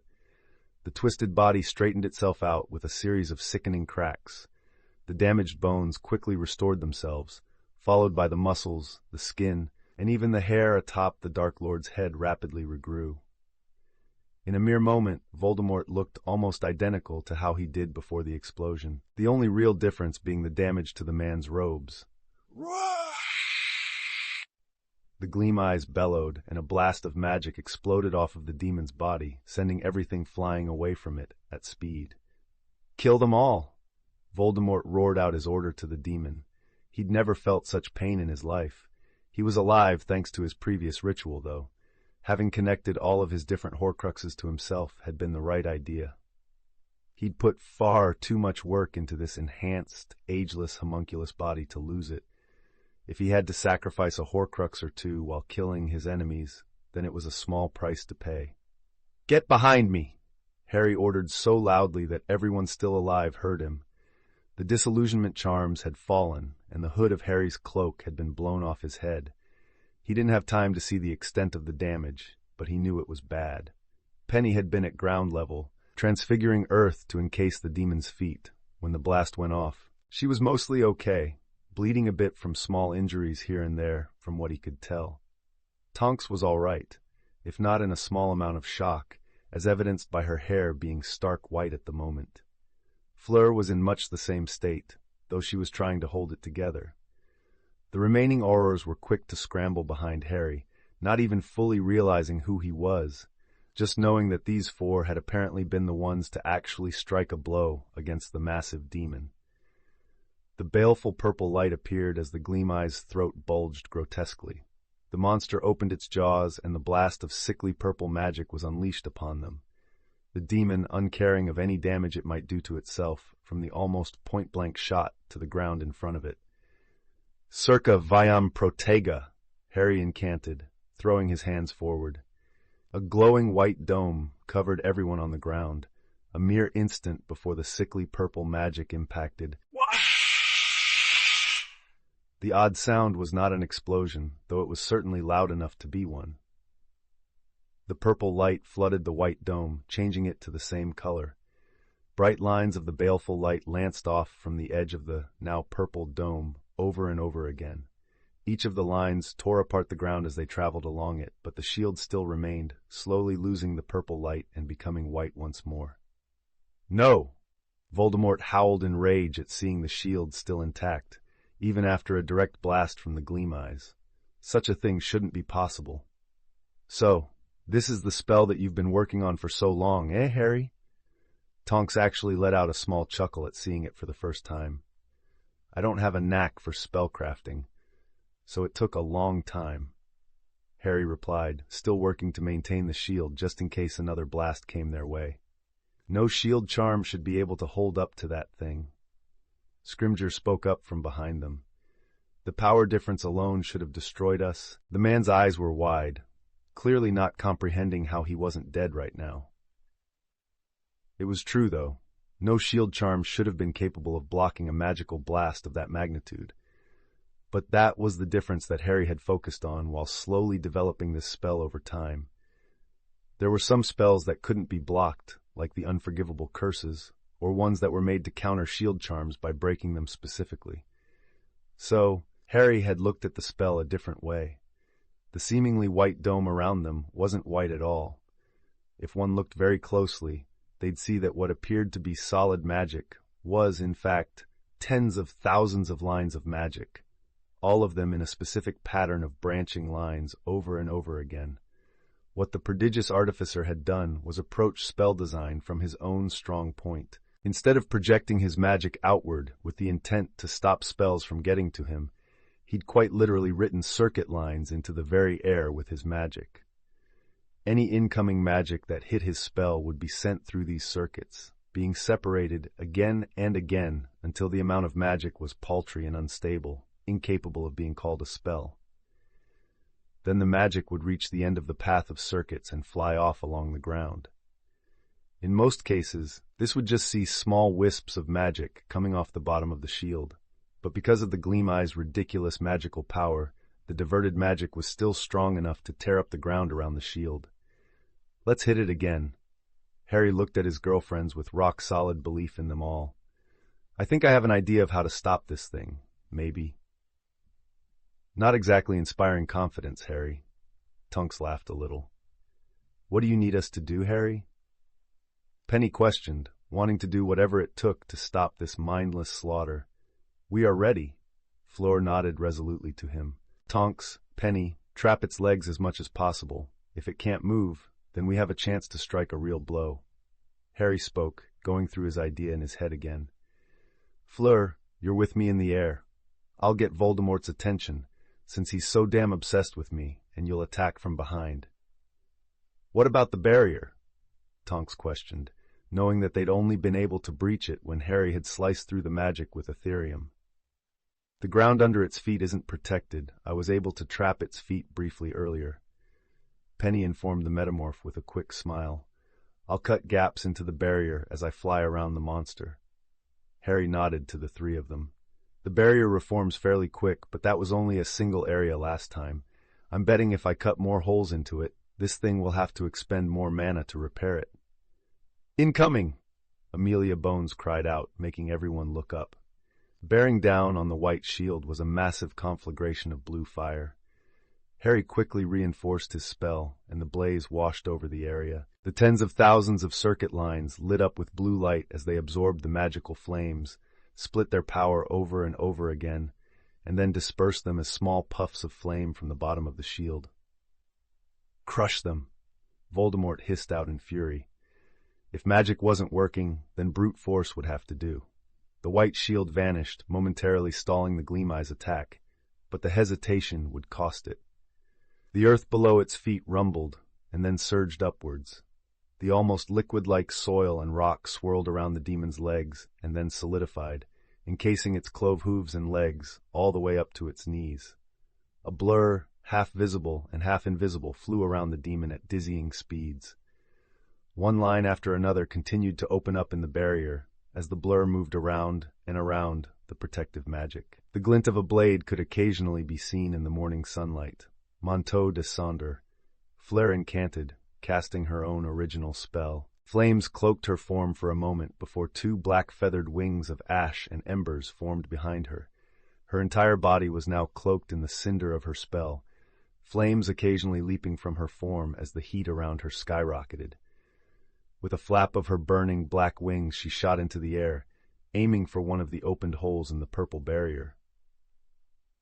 Hey, Tom! Harry stopped in front of the demon's head and threw the invisibility cloak back, revealing his body with Ethereum in hand. What stupid idea was this? Harry Potter! Voldemort hissed out in rage, his red eyes burning into the emerald gaze of his hated foe. My name is Lord Voldemort. Your name is Thomas Marvolo Riddle, you bloody twat! Harry shouted back, further enraging the Dark Lord. What's this abomination you have here? I'm a master of true dark magic, Voldemort hissed at the Artificer. I'm a conjurer of demons. Yeah, I can see that. Harry made sure to add some snark to his tone, just to keep Voldemort focused on him. The Dark Lord had a ridiculously bad temper, and it was one of the few things that Harry knew he could exploit. "Fat lot of good it's doing you, eh? I've brought forth an ancient evil. I control its every breath and action. My power is greater than anyone's." Voldemort spat at Harry. "You will die before me, Harry Potter, just as you were always meant to." The Gleam Eyes growled, trying to move its trapped legs, the solidified earth shaking as it strained against the demon's strength. The snake-headed tail hissed at Fleur as she flew upwards. It lashed out at her, only to be struck with a squall of burning ash feathers. The massive serpent hissed in aggravation, shaking its head, revealing no real damage done to its deep navy scales. "Annoying, aren't you?" Fleur glared at the serpent tail. Azure blue flames burst from the snake's mouth, looking to incinerate Fleur in the torrent of magical fire. Tourbillon de plumes. Fleur's ash wings flapped, and a wave of the burning ash feathers flew forward. The derivative spell swirled before Fleur protectively, blocking the blue flames from reaching their intended target. "You seem to enjoy spewing flames. Have some of mine, then." Fleur conjured forth her Vela fire and made it form into a massive sphere. With a thought and a push of her magic, the immense fireball was launched at the serpent tail. Just as predicted, the snake moved to defend the main body. Lashing out at the fireball, its jaws filled with blue flames again. The two fires met, swirled around each other, and then exploded as Fleur triggered her magic. What?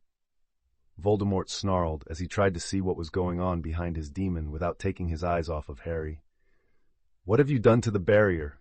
the Dark Lord hissed at the Artificer. "Cut holes in it," Harry answered truthfully, knowing that it would anger the Dark Lord further. "Kill him!" Voldemort raged, and the Gleam Eyes opened its jaws, blasting forth a beam of the twisted purple light. Harry certainly wasn't going to try and clash with that. He dropped out of the air, dodging the colossal beam of magic, and then kicked off of nothing as he reactivated his Windwalker. He shot towards the demon's chest and poured his mana into Ethereum. A swing of the sword was followed by a transparent blur, not only slicing through the reforming barrier, but also into the monster's chest. The hell? Harry blinked as the cut area didn't bleed. Instead, the fur, skin, and flesh lost its consistency and fell away as dirt.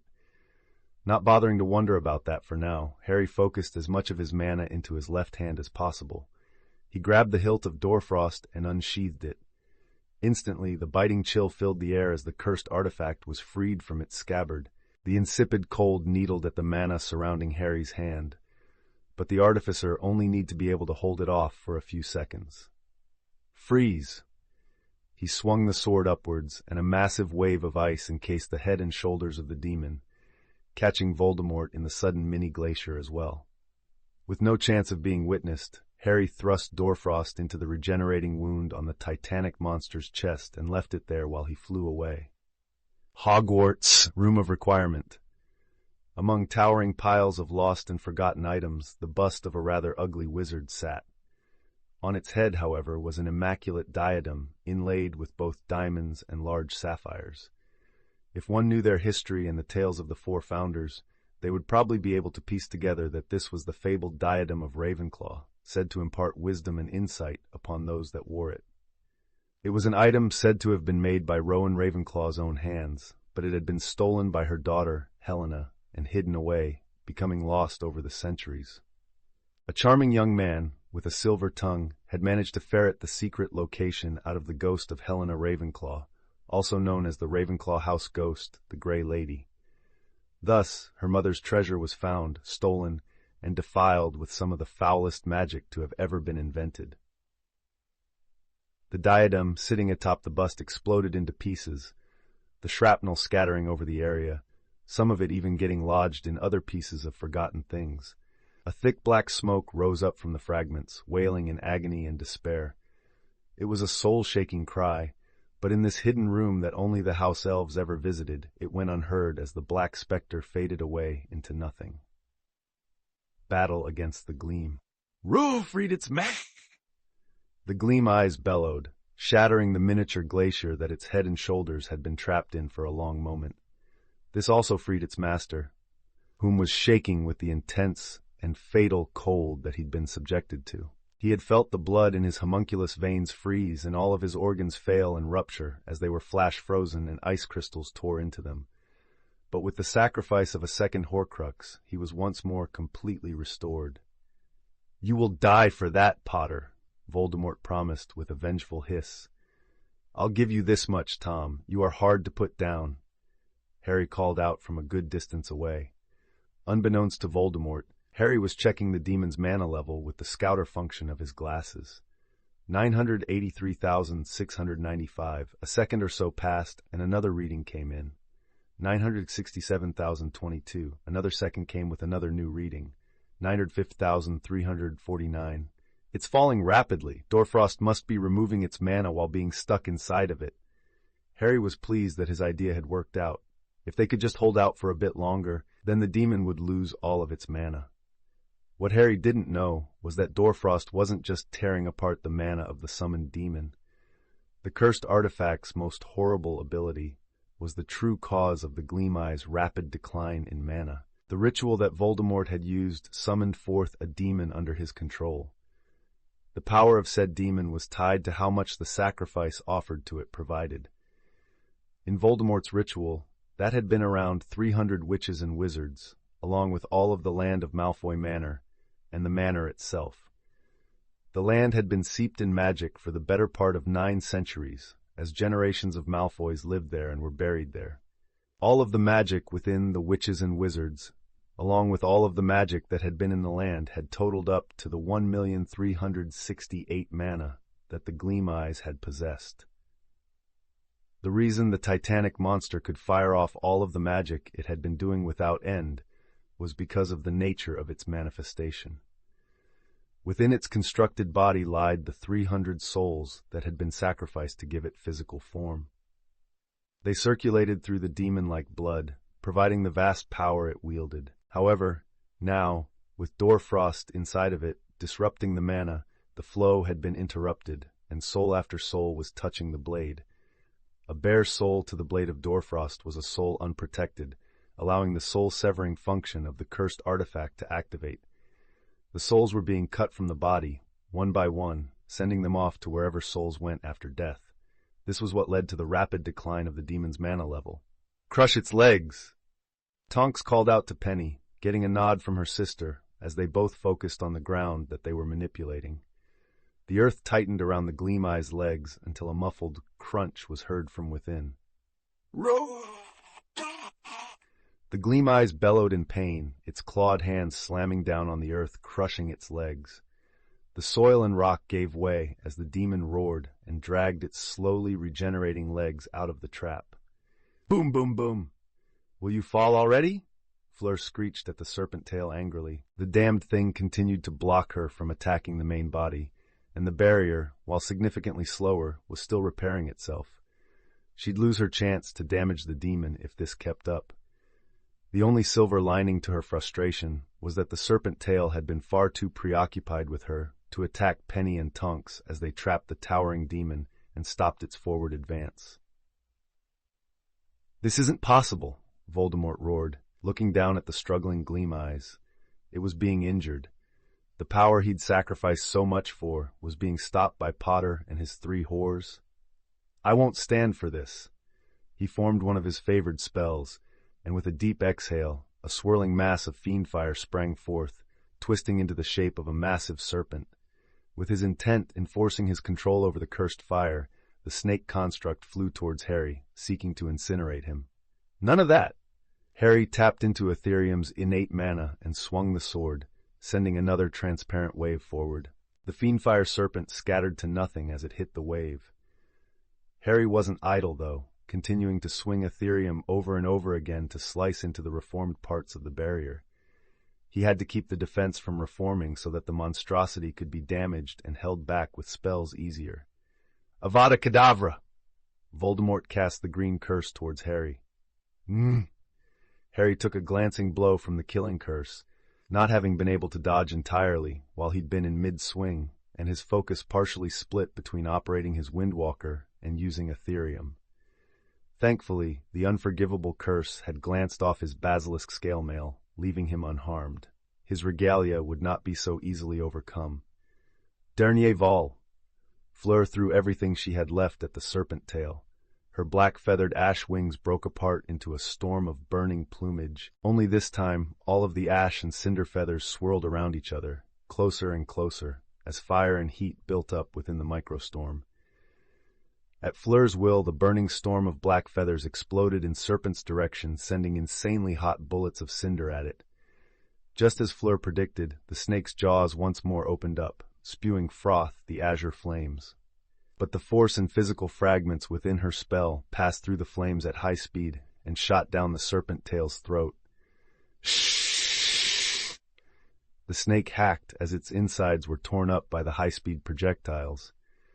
While the heat was not a threat to it, the physical shrapnel was, especially inside of it, which was not protected by the powerful navy blue scales that had blocked all of Fleur's other spells. Fleur glided to the ground with the Windwalker on her feet. Her mana was low now, but she'd done it. The side of the serpent tail had a large hole in it, torn out from the inside by her spell. The tail now hung limp with blood pooling from the injury and from the serpent's mouth. She noticed that the large injury was regenerating, but at a much, much slower pace than before.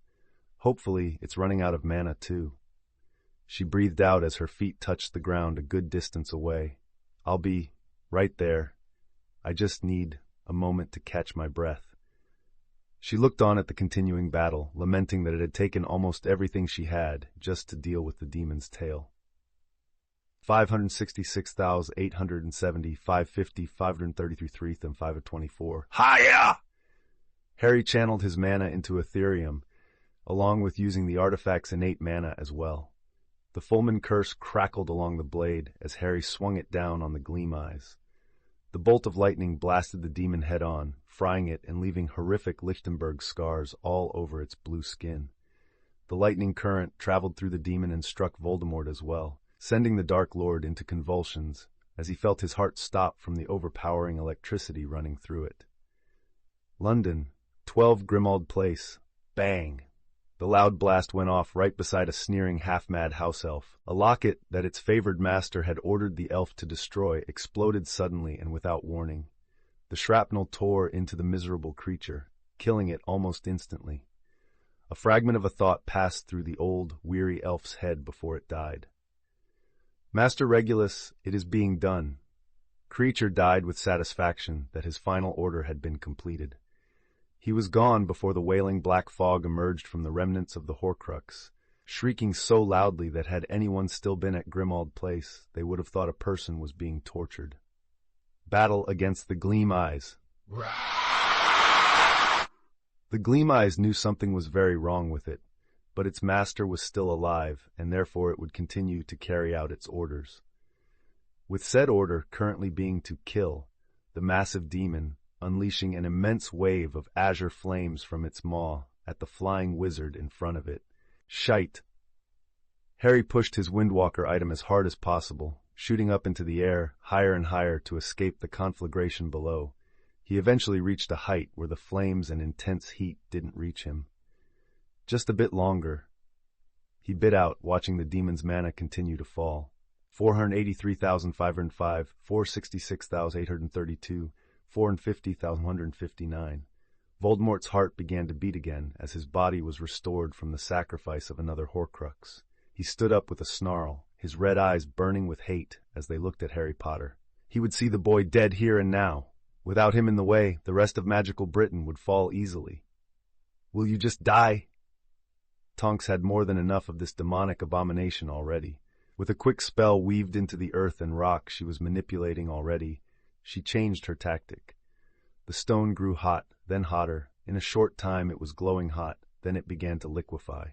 Molten rock, lava, slammed into the Gleam Eye's right leg, burning the flesh black and making the demon bellow in pain. The Gleam Eyes howled as it reared backwards from the unexpected damage. Its left leg was still partially trapped by earth and rock, though, and it began to fall backwards, no longer having its tail to help keep it upright. Voldemort raged, flying off the top of his demon's head as it fell backwards. He wouldn't let himself fall. He'd kill Potter himself. I didn't know anyone had figured out self-flight, Harry remarked loudly, pulling a specific item from within a sheath hidden under his cloak. Avada Kedavra! Voldemort lashed his wand forward, the sickly green light of the killing curse blasting from the tip at Harry. The Dark Lord didn't halt his rapid approach either as he flew forward. He wanted to watch the life leave Harry's eyes. Harry grunted as the curse slammed into his basilisk scale mail. It did nothing to the artifact, and therefore nothing to Harry, beyond pushing him back a little. But the second or two of Voldemort's red eyes glowing with sick glee at killing Harry was all the time the Artificer needed to enact his own plan. A simple banishing charm launched the small weapon he'd pulled out. Hack! Voldemort coughed as something had blurred in his vision before a painful fire erupted in his throat. He felt hot blood running down his neck as his left hand shakily reached up to extract the object lodged in his neck. Kauch! Ach! Voldemort glared at the object, seeing a small knife. He almost wanted to laugh at the pathetic attempt to kill him, until the burning pain got so much worse. You like it, Tom? Harry watched the small knife fall from the Dark Lord's hand and summoned it back to himself carefully as blood poured from the neck wound on Voldemort's throat. Your fucking diary version allowed me to get my hands on the basilisk from the Chamber of Secrets. This little death dealer is made from one of its fangs. He cleaned the blade with a spell before returning it to its hidden sheath. I locked it away when I realized how deadly it was, but for you, I think it's almost poetic. Obel. Voldemort tried to speak, but only blood escaped his mouth. The veins all over his body were horrifically distended as the most potent venom in the world tore its way through the Dark Lord. Without another word, he dropped out of the sky. Little Hanglet abandoned Riddle House, backyard shed, bang! The half-rotted floorboards of the old shed exploded upwards as a ring, with a strange stone set into it, shattered into tiny pieces. The stone clattered to the wooden floor, ending up in the corner alone. The metal of the ring was scattered from the sudden blast. From the fragments, a wailing apparition of black smoke screamed out a tortured cry that would have sent people running, if anyone in the little village ever dared go near the place to begin with. As it was, though, no one was around, and so another Horcrux vanished from the world without anyone taking notice. Battle against the Gleam-Eyes. Ha! Voldemort vomited out everything as his body was restored once more. A disgusting mix of vomit, bile, blood, and a pitch-black ichor that he knew to be basilisk venom. He staggered to his feet after grabbing his nearby wand. His mind was still reeling, but thankfully his fall had happened in the period between his death and his restoration. Otherwise he may have lost 2 Horcruxes. Wait! Wait! The Dark Lord tried to settle his mind. Potter had said something about his diary. My diary, destroyed, and I've had to sacrifice 4 Horcruxes so far. A sense of dread filled Thomas Marvolo Riddle as he realized he only had 1 Horcrux left, plus the part of his soul that was housed in his current body. A creeping, cold feeling crawled up his spine at realizing that he'd gambled everything on his plan to use true dark magic, and it was starting to look like he'd lose it all. Almost there. Harry used the scouter on the Gleam-Eyes again to track its falling mana. The demon had fallen to the ground a second ago with a thunderous crash. If they could just restrain it, then hopefully it would run out of time before it could do any more damage. 233,410, 260,737, 200,064. Ha! Penny cried out, transfiguring a massive amount of earth into a towering spike that punched through the back of the Gleam-Eye's body and straight out of its chest, impaling the demon to the ground. The Gleam-Eyes roared out in pain, even as it tried to use its clawed hands to break the spire of stone that had impaled it. The dying volume was a noticeable drop, and the demon finally seemed like it might be on its last legs. "Stop that!" Tonks whipped her hand around and formed dozens of orange sparks above her head. With a push from her mana, the bolts rained down on the impaled demon and exploded one after another. The Gleam-Eyes, flailing, stilled as portions of its flesh were blown off of it. I'll return after regrouping with my inner circle, Voldemort decided, seeing the Gleam-Eyes subdued for the most part. He pivoted to Apparite, only to jerk back violently and slam into the ground. Arf! He bit out. suppressing the cry of pain as much as possible. It was light 1,000 hooks were inside his body, tethering him to this place. Can't leave your summoned demon, huh? Harry guessed, landing on the ground a dozen meters behind Voldemort's hunched-over form. Confringo! Voldemort lashed out with his wand. It's over, Tom! Harry smacked the spell aside with his spell ward gauntlet. The curse exploded against the ground far away from the two of them. It will never be over. Voldemort snarled, his composure completely gone now. Not until you're dead, and I've taken my place as the strongest wizard to have ever lived. Harry didn't answer with words. A mana-bane chain snaked out from his regalia and wrapped around Voldemort's left arm. Crucio! Voldemort cast, pointing his wand at Harry, with all of his hatred and desire to see him suffer. Only, nothing happened. Crucio!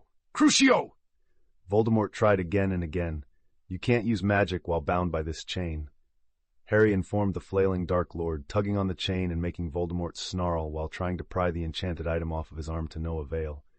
Harry glanced over at the Gleam Eyes to check its mana level again, nearly sighing in relief at what he saw. 32,434, 15,661, 88-0. Huh, that's the first time I've ever seen a 0 before, even the non-magical register as a 1. Harry noticed and then saw a spectacle that he would remember forever. The Gleam Eyes breathed its last and went still. The demon's body began to change color. Its fur turned the color of dirt and fell away from its body. Then its blue skin did the same, becoming soil and falling away to reveal the muscle beneath. The flesh followed soon after, breaking down into nothing but dirt and dust, leaving behind only the skeleton. Then the bones cracked apart as well, falling into dust and soil too, just like the rest of it. All that was left of the terror that had shattered the Statute of Secrecy was a huge mound of dirt, a devastated landscape, and a massive spire of rock in the middle. Ah! Voldemort let out a strangled gasp, making Harry turn back to face him. The Dark Lord suddenly bled from every orifice on his body.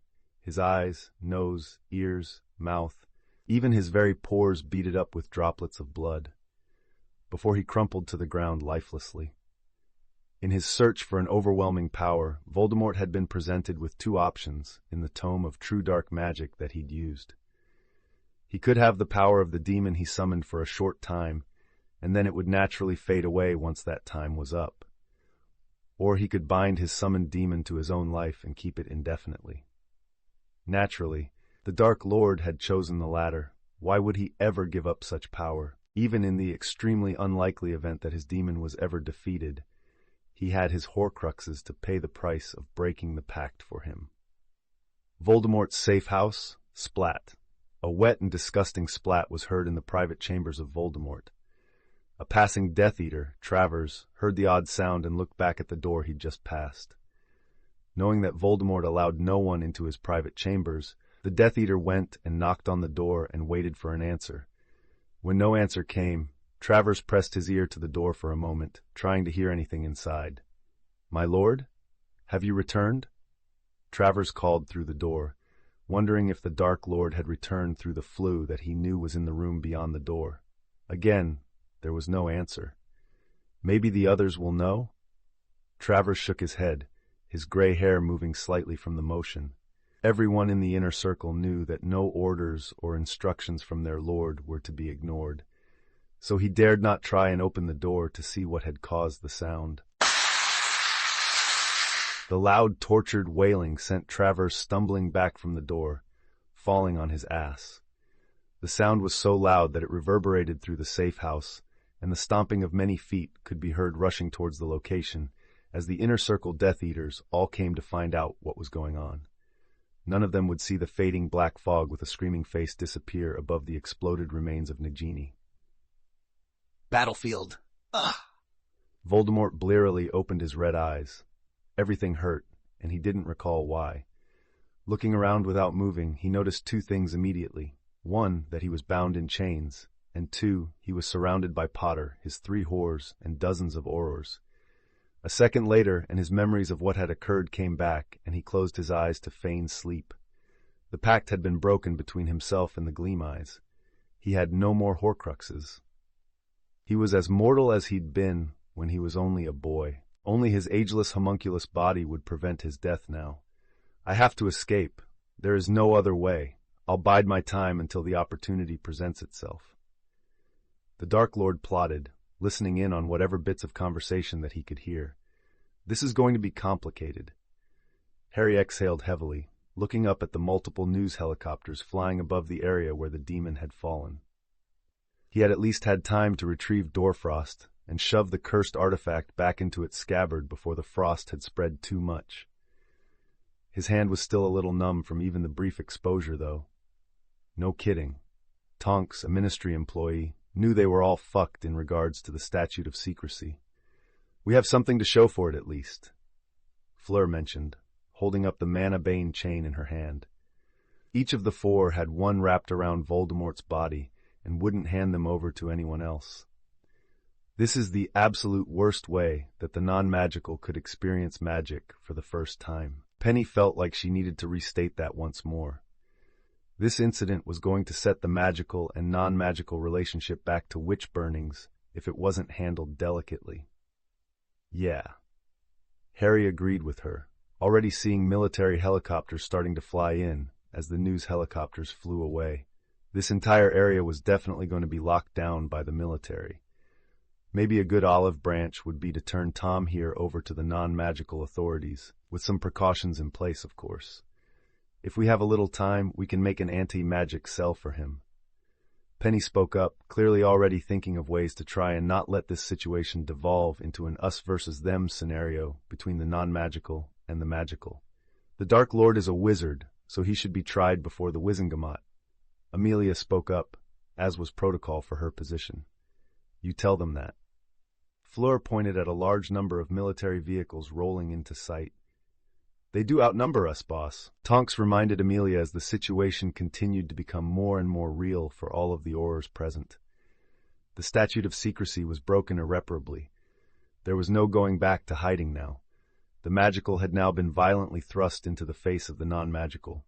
Things weren't looking good, and that wasn't even counting how the ICW and the rest of the magical world was reacting to this news.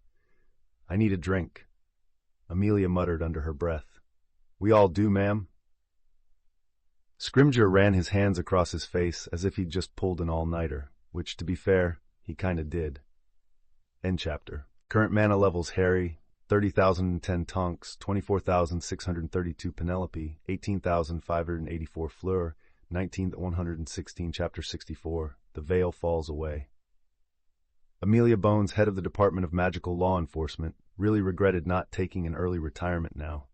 It had even been a possibility a couple years ago, before the statute of secrecy had just been violently torn down around the mall. As it was, she watched as several Muggle vehicles rolled up towards where the colossal demon had fallen, and Soldier quickly surrounded them, weapons aimed at everyone present. Up above, several of the flying machines, helicopters if she recalled correctly, were flying around, all painted similarly to the vehicles of the soldiers. I'm only going to say this once. The soldier that was clearly in charge spoke up so that all of the remaining witches and wizards could hear him. Drop any and all weapons you have and keep your hands where we can see them. Sir, there's a child here. The soldier next to him spoke just loud enough for Amelia, Harry, Tonks, Penny, and Fleur to hear. The soldier motioned towards Harry with his head, and the commanding officer focused on the teenager. Drop the weapons, son, the commander requested of Harry, his tone calmer now as he addressed the teen. Sure, Harry agreed, removing the sheathed Ethereum from his hip and setting it at his feet. I must caution you not to try and unsheath this sword, though. Harry removed Doorfrost and the artifact scabbard from his back slowly. It is incredibly dangerous and potentially fatal if it's drawn. What he didn't say was the quick spell he cast wandlessly on the top of the scabbard that would prevent the sword from being drawn at all. Better safe than sorry. I think we should just go with this for now, boss. Tonks took out her wand, not that she really needed it anymore, and placed it on the ground carefully. Fleur and Penny both did the same as well. Surrender our wands? To Muggles? Scrimgeour looked flabbergasted at the very notion, as did a few other Aurors. Do it, Amelia ordered, seeing a slight bit of tension leaving the Muggle soldiers at their orders being followed. All of the Aurors put their wands on the ground in front of them, some much more reluctantly than others, until all of them had their hands in the air, as the commanding soldier had requested. Tension had noticeably eased among the soldiers now. In disastrous situations like this, many people wanted control to keep themselves mentally oriented. Others needed people in authority to tell them what to do when the unexpected happened. The current situation was about as unexpected as could be, so the acquiescence of the wizards and witches went a long way in preventing hostilities from flaring. Good, thank you. Now, I need whoever might be in charge here to tell me what the hell is going on. The commanding officer spoke, looking between all of the adults in the red robes. Amelia decided to speak up, given that she was technically in charge of the most people on the magical side of this incident. My name is Amelia Bones. I'm the head of the Department of Magical Law Enforcement. This attack has been perpetrated by a wizard calling himself Lord Voldemort. We came to stop him. Uh-huh. And you expect me to believe that? The officer looked at her like she was nuts. The loud sound of a helicopter approaching was heard, and it only got louder as a new military helicopter descended towards the location where the Aurors and Harry's family were located. The helicopter touched down, much to the confusion of the soldiers, but then the door opened and another small group of soldiers stepped out and were quick to march across the field. Captain, what is the situation? The man clearly in charge of the 4 soldiers that had come with him questioned the officer of the soldiers that still held the wizards and witches at gunpoint. Sir, we found these suspicious people here after the monster fell. We've just begun questioning, but the lady over there, he motioned to Amelia, says she's from a Department of Magical Law Enforcement and that this was done by a wizard. Madam Bones, then? The higher-ranked officer looked at Amelia. Yes, Amelia nodded back to the man. You know of us, then? Indeed, ma'am, the officer acknowledged shortly. Sir, you don't really believe that, do you? The first officer questioned him. Magic is real, Captain, always has been, and certain members of the government have known it all along. For the better part of the last 3 centuries, we've worked together to keep our 2 worlds separate as much as possible. The higher-ranked officer told everyone outright. Why weren't we told, Colonel? The captain asked incredulously. Because it was need-to-know information, and until this incident happened, you didn't need to know. The colonel replied sharply. Yes, sir. The captain shut his mouth, but still looked like he was having a lot of trouble wrapping his head around this situation. Madam Bones, can you give me an update on the situation? The colonel requested as he stepped forward, his 4 men at his sides. Certainly, Colonel. Amelia only had the barest knowledge of the Muggle military. Colonel Roberts, ma'am. The colonel introduced himself quickly. Colonel Roberts, Amelia tested the name as she nodded. This attack was perpetrated by the dark wizard known as Lord Voldemort. We, that is my Aurors, she motioned to the red-robed witches and wizards, came to stop the assault. And who are these 4? Colonel Roberts questioned, looking at Fleur, Penny, Tonks, and then Harry. The oldest woman is one of my Aurors, Nymphadora Tonks. Amelia pointed Tonks out first, pleased by the lack of outburst at using her name. The silvery blonde young woman is Fleur Delacour. The dark blonde young woman is Penelope Clearwater. The teenager is Harry Potter. Why are 3 civilians here exactly? Colonel Roberts could understand an out-of-uniform officer stepping in during a crisis, but having 3 civilians on a battlefield made no sense unless they'd been caught up in it and unable to evacuate or flee. Especially a minor, he motioned to Harry. Mr. Potter is an artificer, and probably one of the most powerful wizards currently living in Britain. As for why he's here, I can only imagine he came to stop Voldemort and his demon, along with these 3 young women. Amelia looked over and received nods of confirmation from the 4 of them. These 4 were the ones truly responsible for bringing down the demon and stopping Voldemort's attack. Voldemort has been after my life since I was an infant, Colonel. Harry spoke up for the first time since Colonel Roberts had arrived. Speaking of which, he fed his mana into the mana bane chain in his hand and dragged Voldemort's unconscious body forward. Colonel Roberts, meet Lord Voldemort, or as he was born, Thomas Marvolo Riddle, the instigator of this magical attack on the United Kingdom. Almost every rifle among the soldiers quickly shifted targets, now being aimed at Voldemort. "Is he dead?" Colonel Roberts questioned, eyeing the chained-up wizard carefully. "No, sir, just unconscious." Harry shook his head. "We can make him more unconscious if you'd like." "More unconscious?" Colonel Roberts raised an eyebrow at the wording. "If you'll permit me to pick up my wand, Colonel?" Tonks spoke up while pointing at her wand on the ground in front of her. "Granted." Colonel Roberts nodded after a few seconds to consider it. "Thank you, sir." Tonks picked up her wand and pointed it at Voldemort. Stupefy! The red light of the spell surprised many of the soldiers as it hit the seemingly unconscious wizard. For Voldemort, he went from pretending to be unconscious while listening in to truly unconscious against his will, without even being able to do anything about it, because of the Manabane chains wrapped around him. He won't wake up for several hours at least, or until someone casts the counterspell. Tonks informed the colonel with a quick nod. "Excellent." Colonel Roberts nodded to Tonks. "So he's safe to transport now?" "We'd actually like to build an anti-magic cage to hold him, if you'd give us some time to construct it, sir." Penny spoke up next.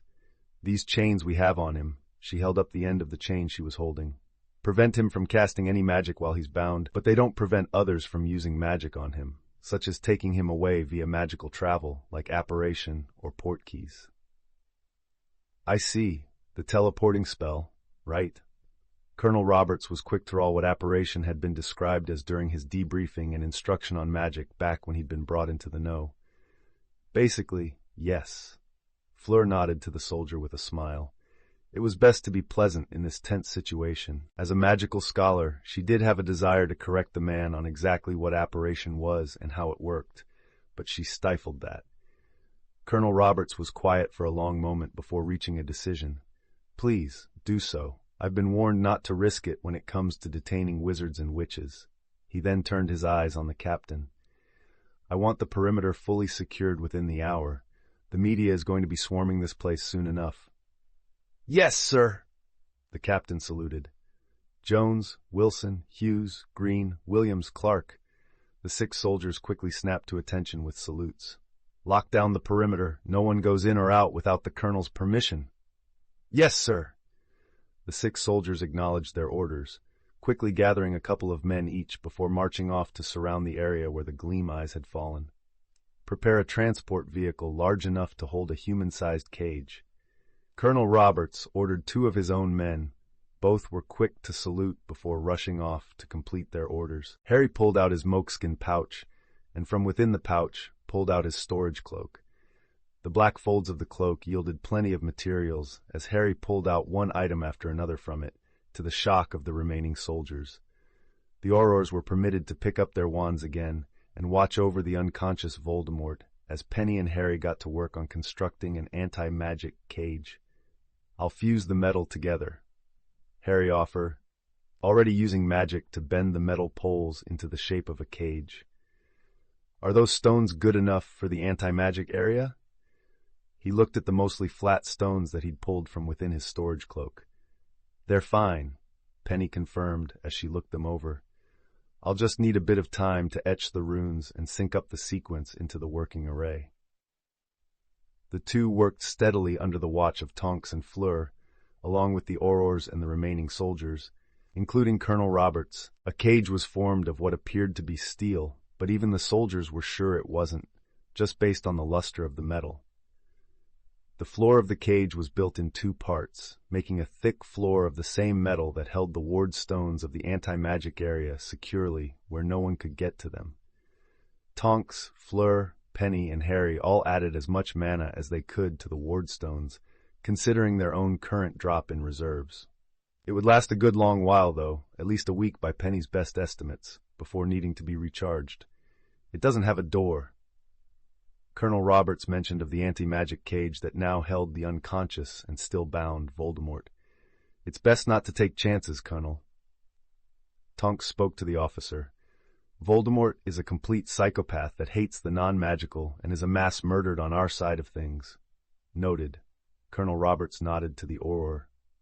"We'll feed him through the bars like he's a deranged and dangerous criminal." Not exactly how SOP said prisoners should be treated, but this was beyond standard operating procedure to a ridiculous degree.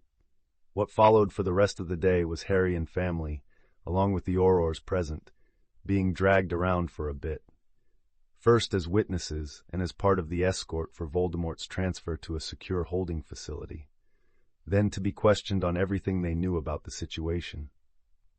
Minister Fudge had been brought in fairly early on, along with Prime Minister Major. Fudge had given clear instruction for the Aurors to work with and answer everything they were being asked, all the while wringing his hands and sweating in fearful anxiety. By law, non-magical laws especially, Harry couldn't be questioned without his legal guardian present. So, Sirius had downed a pepper-up potion and been at the facility as fast as possible, nearly causing a commotion when he apparated onto the grounds without warning. With Sirius at his side, Harry had been led through the questioning and then been sent home with Sirius after a way to contact them had been set up with the non-magical government for any later meetings or inquiries. Wood-end-cot.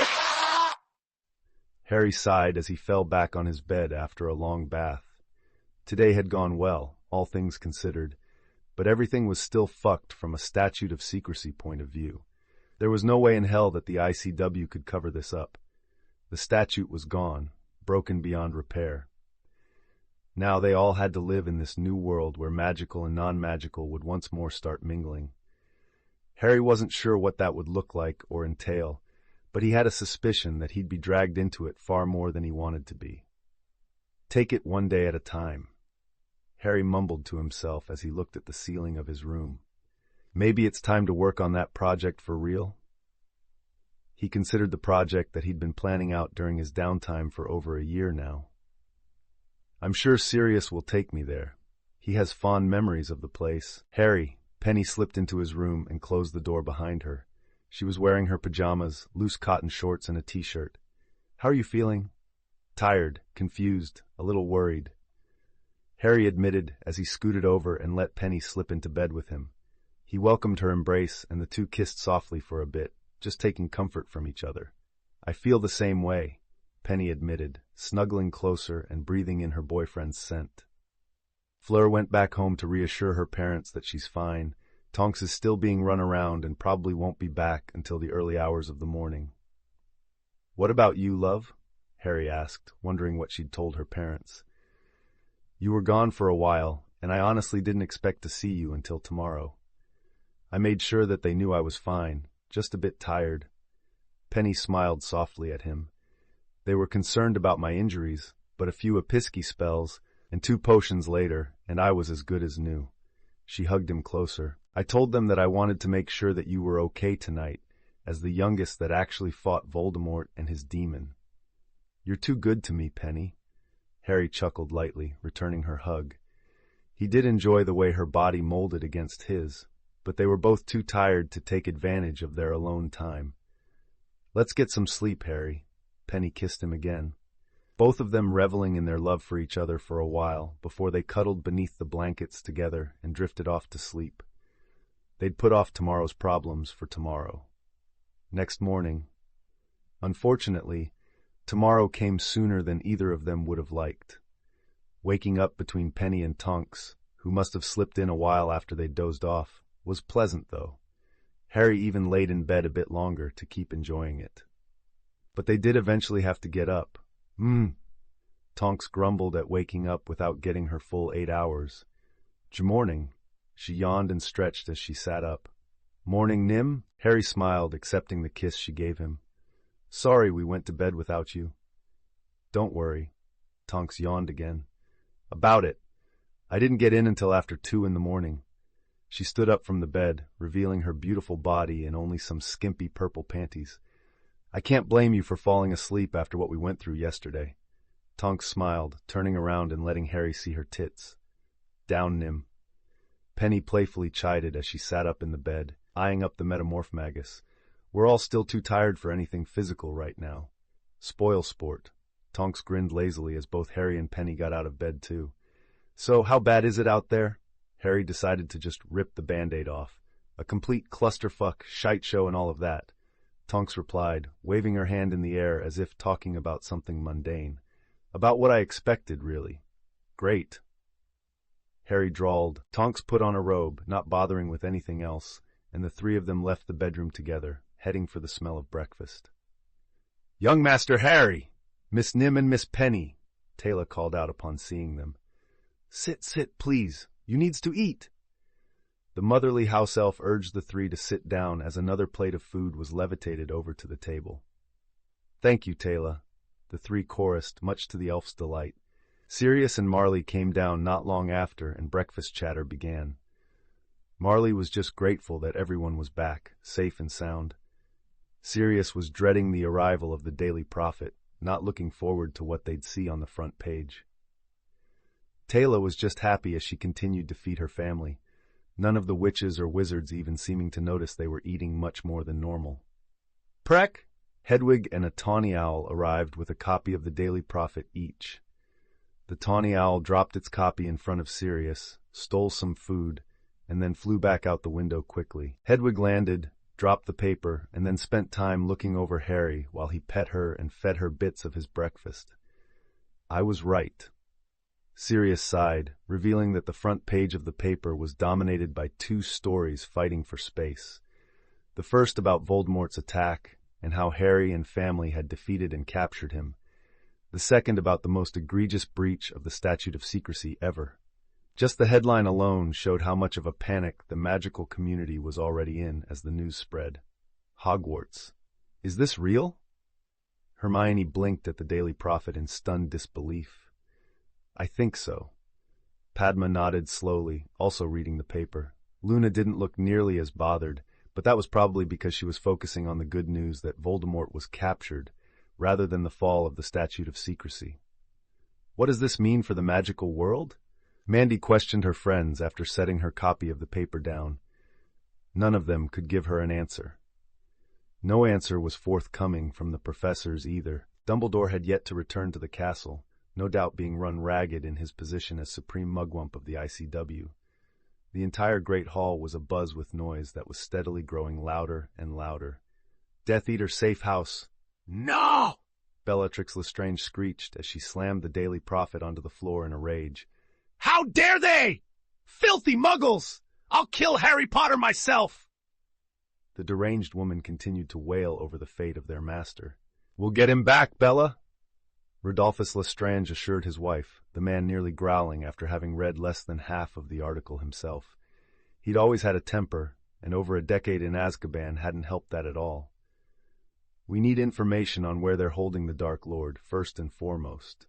Rookwood spoke up, the former unspeakable maintaining his calm for now.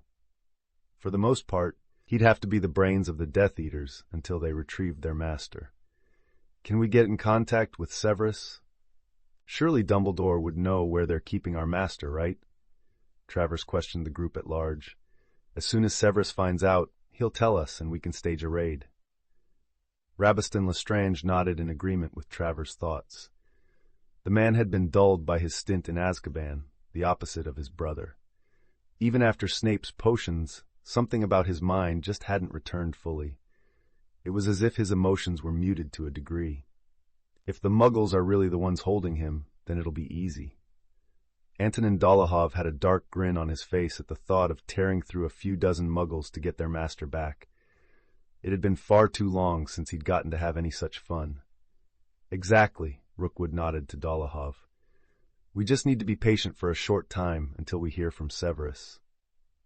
Strangely enough, no one asked about the suspicious lack of Lucius Malfoy and his family. The three had not come to the safe house following their lord's great magic. None of them would dare question their master, of course, but in the back of a few of their minds, there was curiosity as to what had happened. Wood End Cottage. Who are these experts that the non-magical papers are mentioning?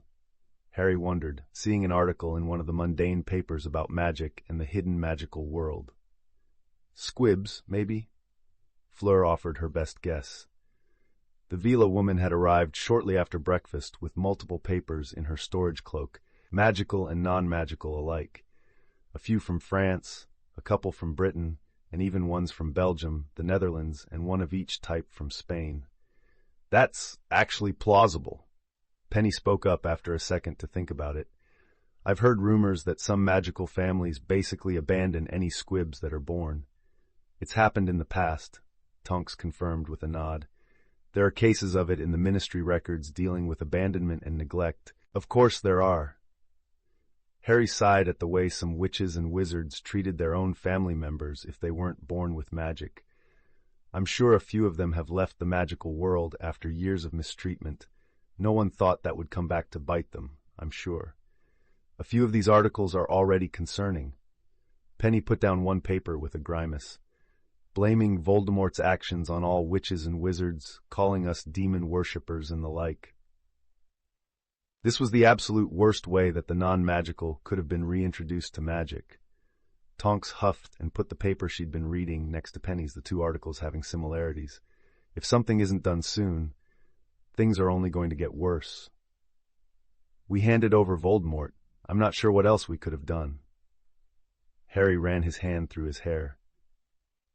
Hopefully, the non-magical government makes some kind of announcement soon about having Voldemort in custody.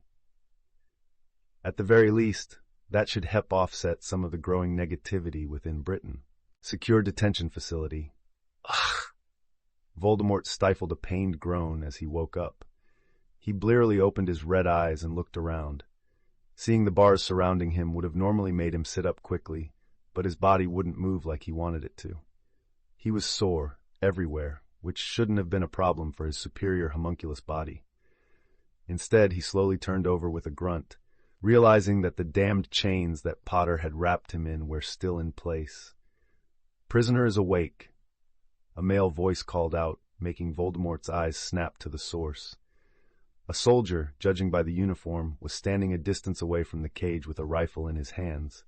He'd apparently spoken into an intercom system that was on the wall next to him.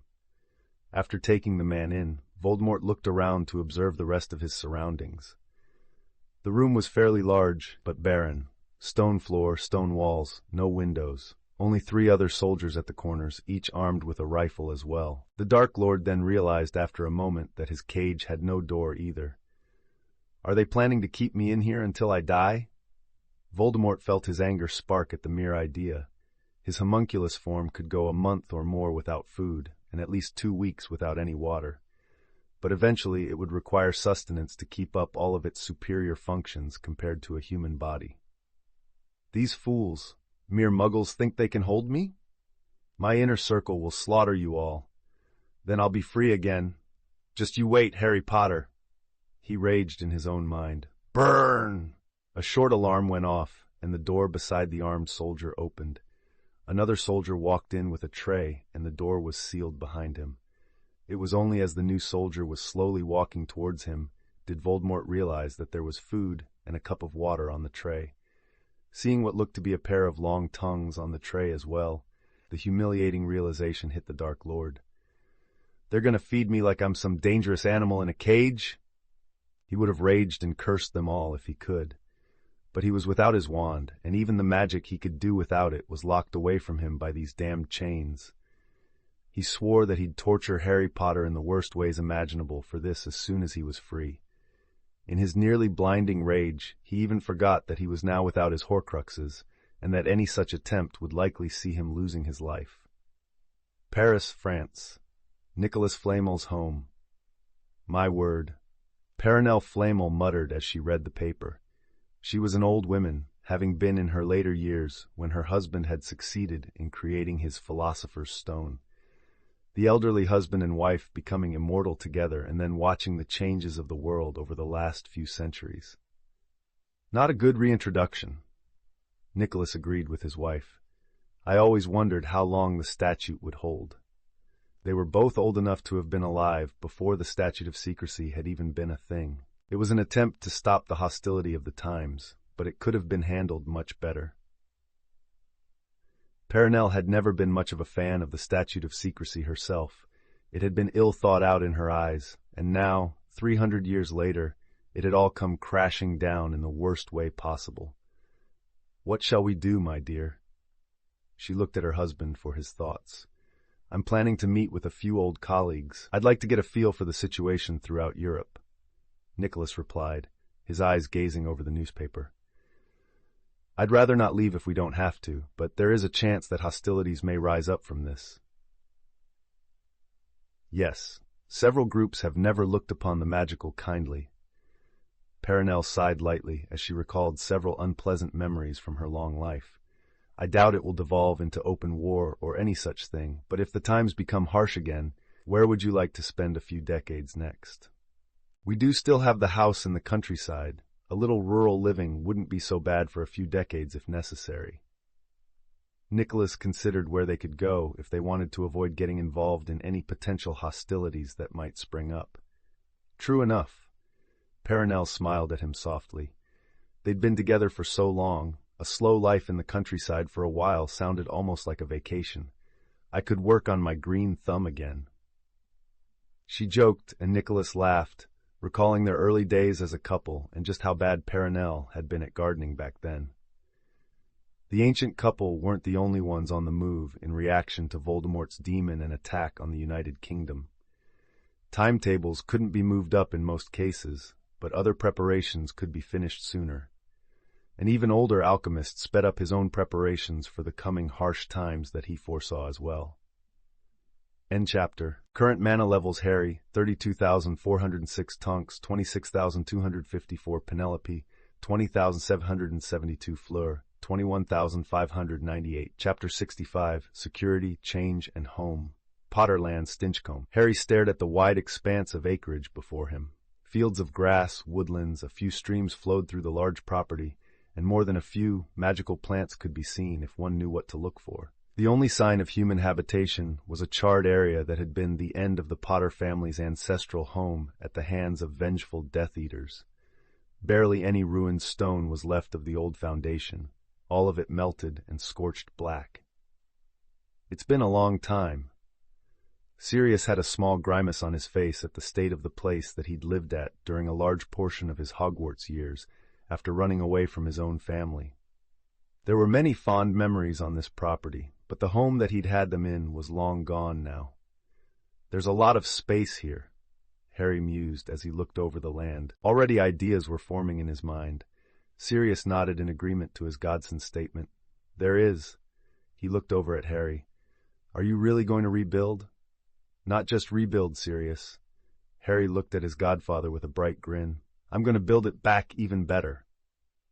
Stinchcombe was the ancestral home of the Potter family, all the way back to their founder Linfred of Stinchcombe, an eccentric herbologist and potioneer that lived back in the 12th century. The affable man had helped his Muggle neighbors cure pox and ague with his medicinal tonics. Not one of them ever suspected that the remedies they were given were magical. Linfred had been dubbed the Potterer by his Muggle neighbors for always pottering around in his garden with his plants. That had been corrupted into the family gaining the surname Potter by the time that Linfred had children of his own. It had been his advancements in potions that had led to many common potions of today, like Pepper Up and Skelegro. By selling these to his fellow witches and wizards, Linfred had been able to leave behind quite the small fortune to each of his 7 children. We're not gone just yet, Harry thought to himself with a small smile. He could already picture what he wanted to build here. The house here, the smithy over there, a nice greenhouse or two wouldn't hurt either. Maybe a pool. He recalled the skimpy bikinis his lovers had worn for him one summer. Definitely need a pool. He nodded to himself firmly. You're planning something, huh? Sirius chuckled at Harry's face. Care to share? Just a plan I've been working on for the last year or so, Harry replied vaguely. Sirius raised an eyebrow at Harry. Oh, if it's taken this long for my prodigious godson, then it must be truly impressive, he joked with a chortle. Just another idea for an artifact. Harry shrugged like it was no big deal. I'll need to make some rather large preparations first, though. Harry, are you planning to make an artifact house? Sirius looked at Harry like he was crazy. It's an interesting project, right? Harry smiled at his godfather mischievously. You wouldn't be Harry if you didn't get up to crazy things, I suppose. Sirius shook his head in amusement. But how can you continuously work on such a large artifact? I doubt that your little stasis anvil is going to cut it here. There are ways, Sirius, there are ways. Harry was already looking around the charred area where the home had used to sit and was taking mental measurements. All it takes is some proper preparation, and the workspace will be ready for Artifice like no one has ever seen before. The wild grin on Harry's face reminded Sirius once again that despite looking so much like James, Harry was very different from his father and even his mother. Gringotts! Grah! Ragnarok Gringot hissed at the Daily Prophet, seeing Harry Potter's name on the front page. The boy had somehow duped them from the Sword of Gryffindor. When it had vanished, he'd gone on the warpath, trying to hunt down the thief among his kind. But only after finding no evidence, despite looking for a full year, did he realize that he'd been played for a fool. One day, damned wizards, he burned the paper in his hands and tossed it aside with a snarl. Already the Goblin King was plotting. It had been far too long since the last rebellion. The wizards had grown complacent, but now the statute of secrecy had fallen down around them. Perhaps it's time. We'll let them squirm for a while longer as we prepare. The goblins would make their own plans for their future in this new world where magical and non-magical once more intermingled. They'd been forced to heal even before the statute of secrecy, and even further when the statute had gone into effect. But with the wizards no longer in control as they liked to pretend, no one would suspect the goblins and what they could bring to bear. International Confederation of Wizards headquarters, Albus Dumbledore sighed as he sat in his office of Supreme Mugwump. It had been so frantic and, in truth, disastrous since Voldemort had shattered the statute of secrecy. The ICW was practically at war with itself as various members argued about what to do. Several of the more stubborn and foolish insisted on covering everything up, seemingly unaware of how impossible that was. There would be no going back to how it had been before, after what had been done. Dumbledore hadn't even had time to return to Hogwarts in the last few days following the collapse of the statute. Communicating with Minerva through the flu and relaying what he could to her as she assumed temporary control of Hogwarts was all that he had time for between the meetings, arguing and shouting matches of the ICW. If only we could have stopped him that night. Albus took off his half-moon glasses and rubbed the bridge of his nose. Thoughts about what they could have done differently plagued the old wizard's mind. Even in his sleep he got no respite, his various mistakes haunting his dreams. A dreamless sleep draught had become a nightly thing to take before bed in the last few days for him. Woodend Cottage, 2 days later. Huh. Harry stared at the envelope that had arrived by a regal-looking horned owl, the said owl that was still standing on the breakfast table staring at him imperiously. You don't see that seal every day. The seal in question being that of the Queen herself. No kidding. Penny had wide eyes as she looked at the sealed envelope. You should probably open it quickly, Harry, Fleur urged him. A letter from the Queen of England was probably time-sensitive normally, and even more so with the recent attack by Voldemort. Tonks, Sirius, and Marley watched as Harry opened the envelope and removed the letter. His eyes scanned over it, reading each line of the correspondence carefully. After what appeared to be a second reading, Tonks couldn't contain her curiosity any longer. So, what's it say, Harry? Tonks questioned, her hair and eyes both switching to a purple color. I'm being asked to meet the Queen and several members of the government to talk about Voldemort and security? Harry informed his family, looking up from the letter with a face of shock and confusion. Everyone clamored a bit at the news, the room getting loud for a moment before the regal-looking owl screeched loudly. Prick! The sharp sound made the family flinch, but it did calm the conversation sufficiently. We'll have to get fitted for proper formal wear if we're going to meet the Queen. Sirius had years of noble upbringing forced into his head while growing up, so his first thought was rather on the nose. Why do they want to talk to me about security, though? Harry looked perplexed by the request. I'm an artificer, not a warder. Aren't you planning to build us a home that's basically impenetrable to all forms of attack or invasion?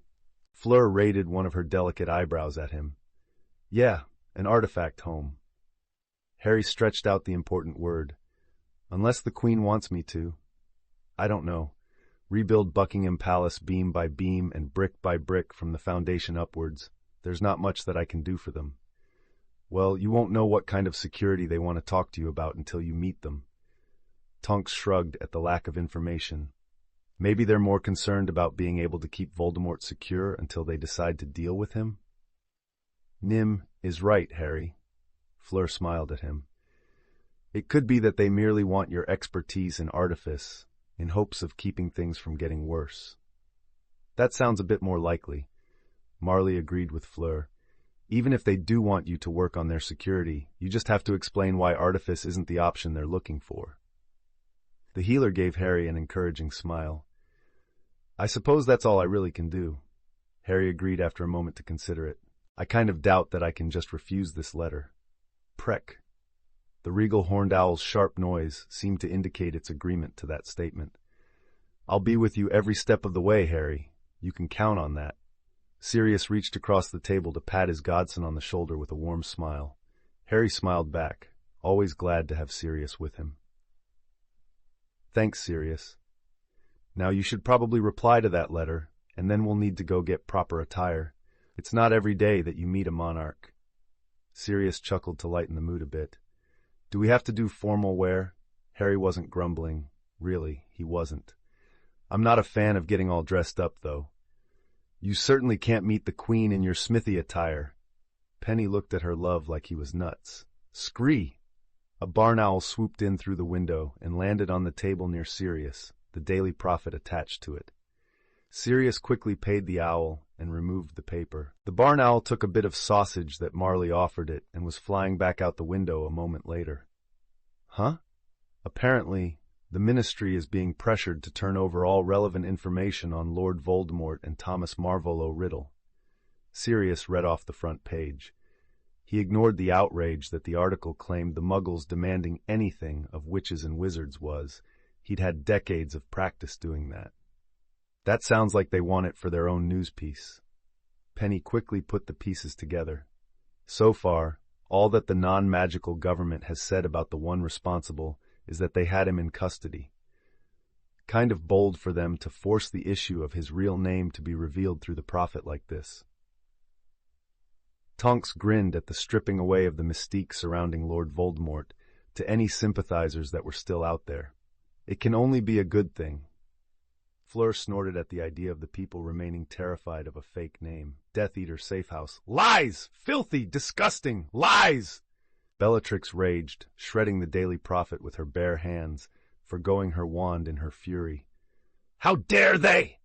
She would go to the prophet and burn it down herself.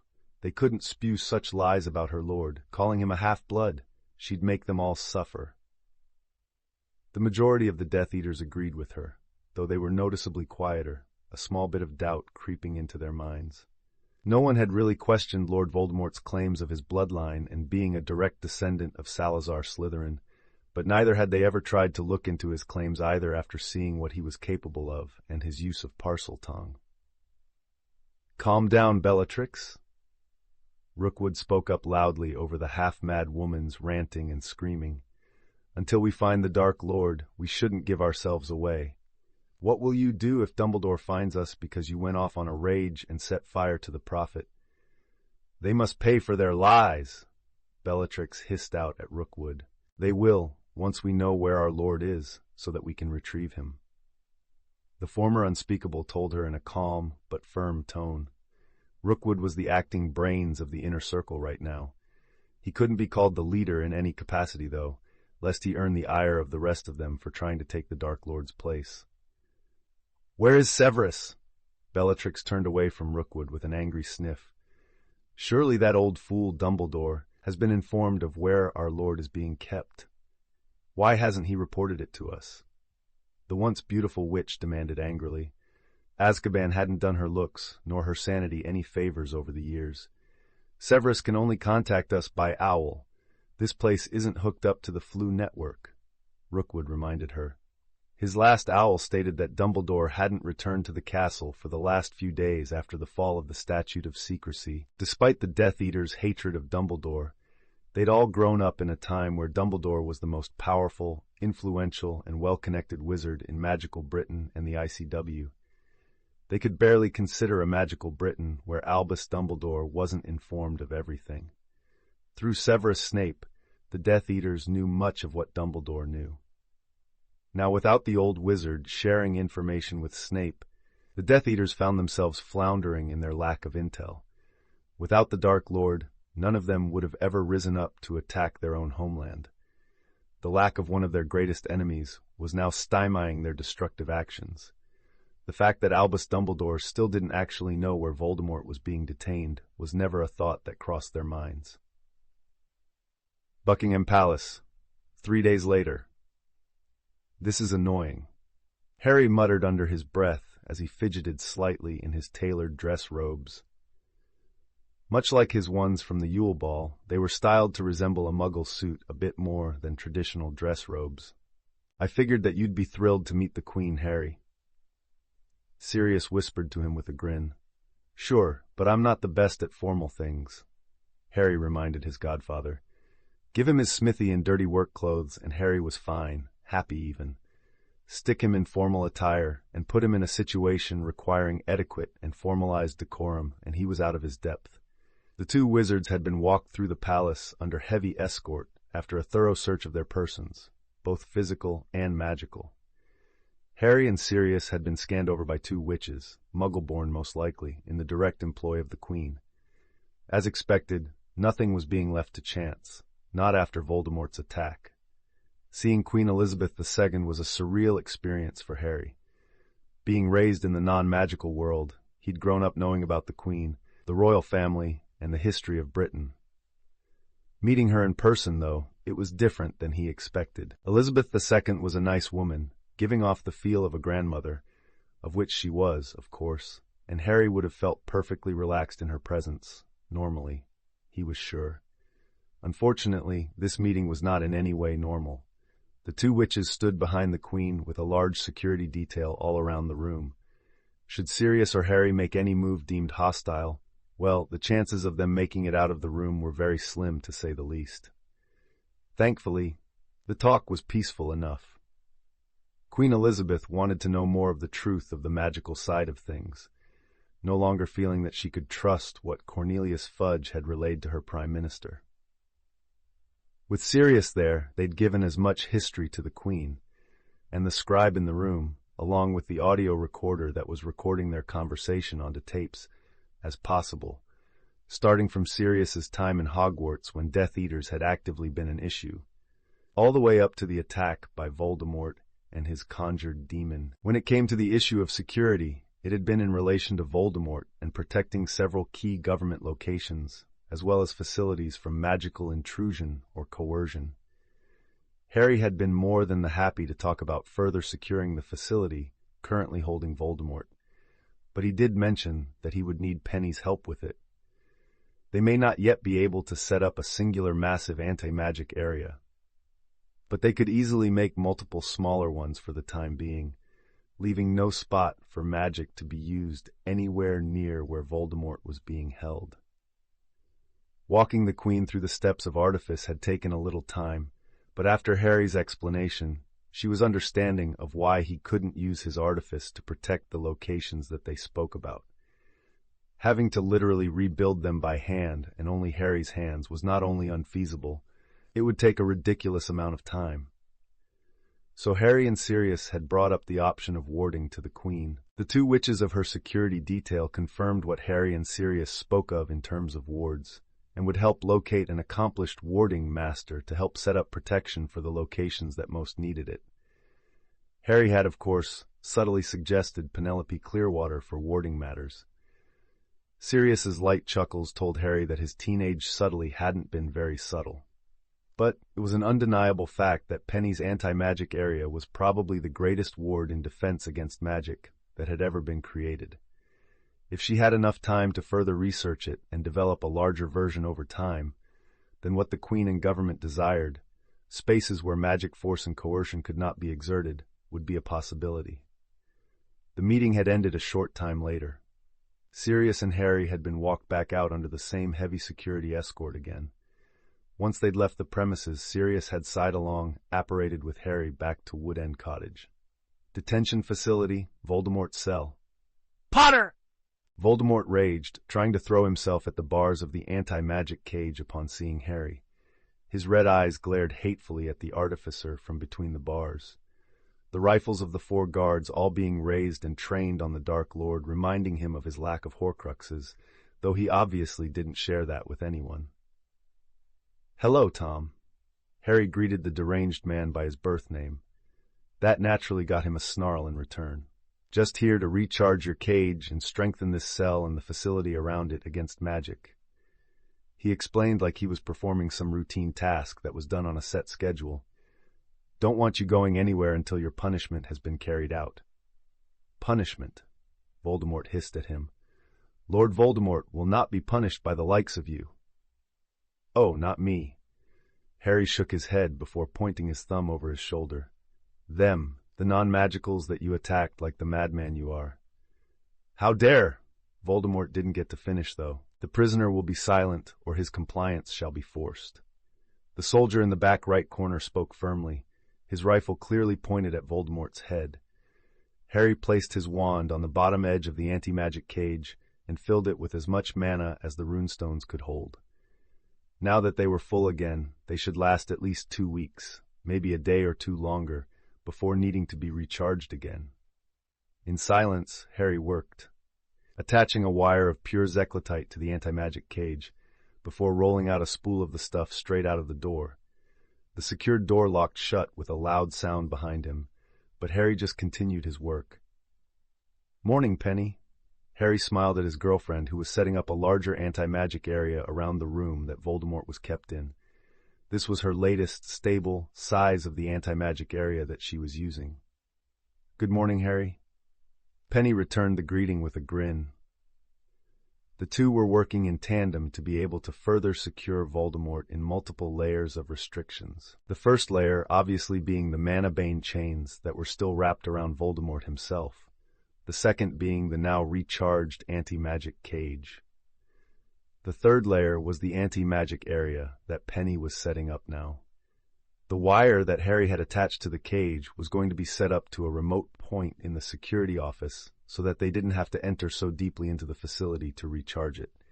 In fact, the witches that were in the employ of the Queen could come here to recharge it easily themselves, which would eliminate the need for Harry or anyone else not directly affiliated with the government to come to the facility.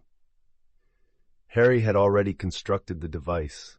The Zeklatite wire would be attached to, so that mana could be transferred into the anti-magic area and recharge the cage.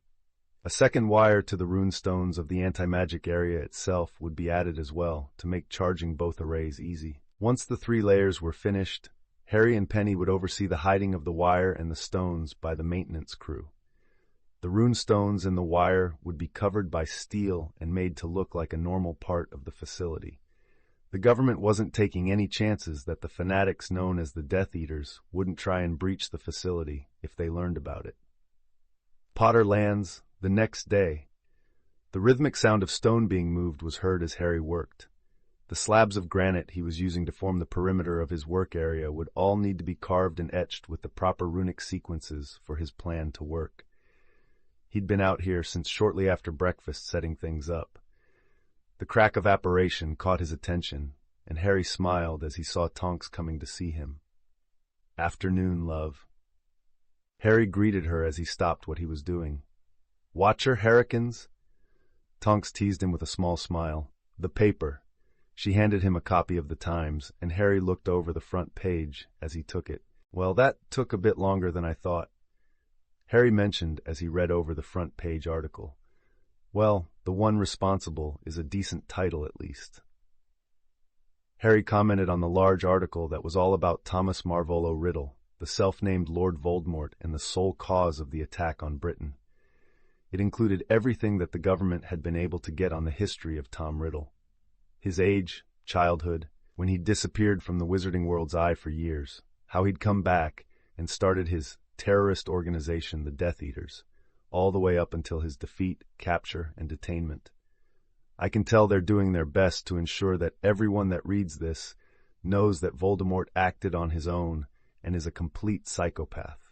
Multiple mentions of how he violated the laws that good and normal witches and wizards live by. They're definitely trying to ease the tensions before anything bad happens. Tonks agreed with a nod. The Auror was honestly surprised that nothing bad had already happened, or at least nothing bad in Britain. There were unconfirmed reports from other parts of the world about tensions boiling over here and there.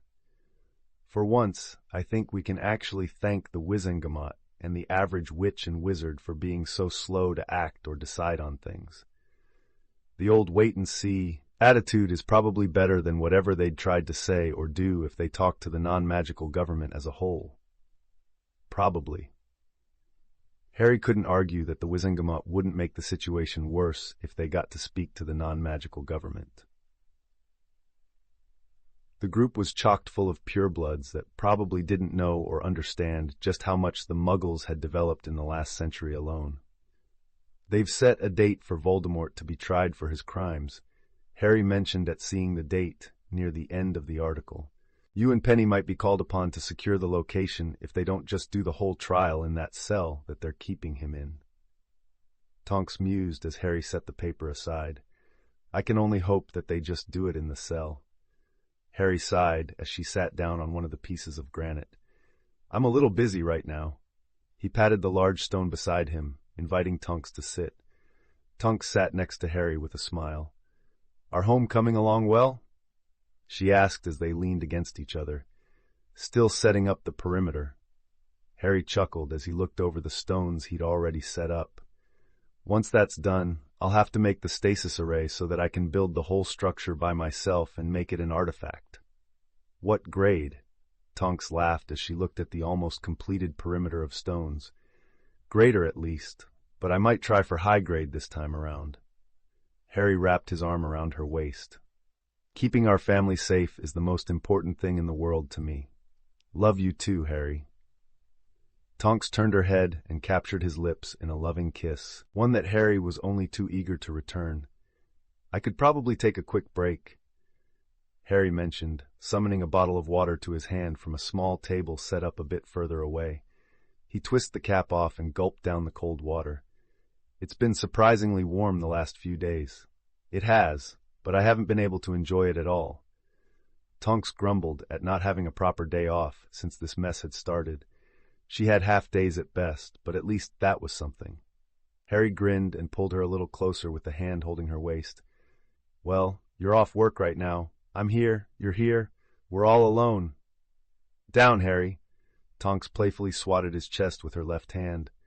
Says the woman that's currently making her tits bigger. Harry pointed out the increase in Tonks's bust size. I do believe that my Nim is in the mood, he snarked playfully, kissing her cheek. Oh no, you caught me. Tonks captured his lips again with a smirk. After all of this shit, I need some time to relax. I can help with that, Harry promised as he watched Tonks pull off her t-shirt, her large tits bouncing free since the Metamorphmagus hadn't bothered with a bra. You better, Harrikins. Tonks straddled him and buried his face into her massive mammaries. She knew what her lover liked. Fuck yes, she moaned lowly as Harry's experienced lips and tongue took her left nipple into his mouth and sucked on it. Her other large tit skillfully being teased and toyed with by one hand while her ass was groped by the other. I think your break is going to last a long, long time, Harry. She ran her fingers through his black hair to encourage him to suck on her breast more. I think I can live with that. Harry pulled back to speak before resuming his actions on her tits. He also thrust his hips up, letting Tonks feel his hardness as it pressed against her. Tonks eagerly ground against Harry with a please moan.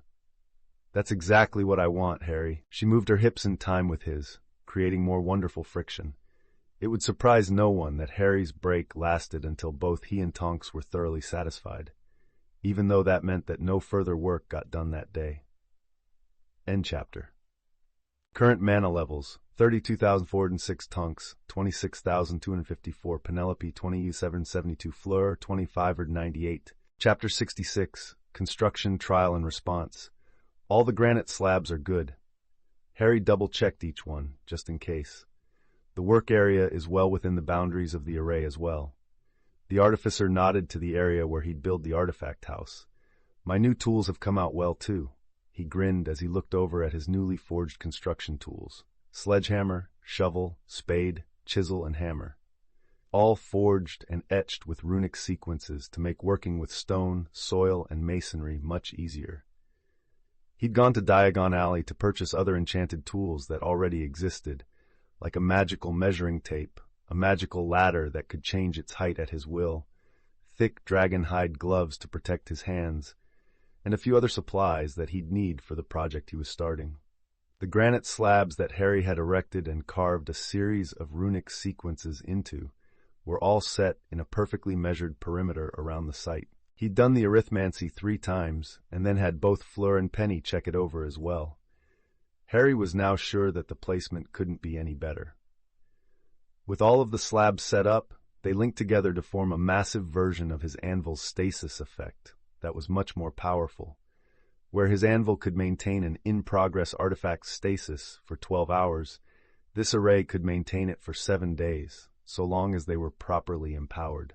Harry could spare the mana to charge them every couple of days without issue, so that wasn't a big deal for the Artificer. All right, time to work. Harry grinned as he used the Reducto charm to start blasting out the last remnants of the old foundation.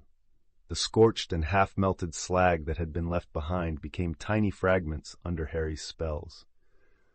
All of the small pieces were then easily removed with a simple levitation charm and a wave of Harry's hand.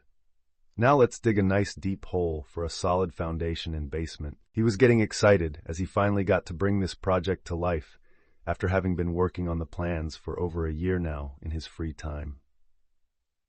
While the prodigious Artificer worked, the rest of the world was still having to cope with the fall of the Statute of Secrecy.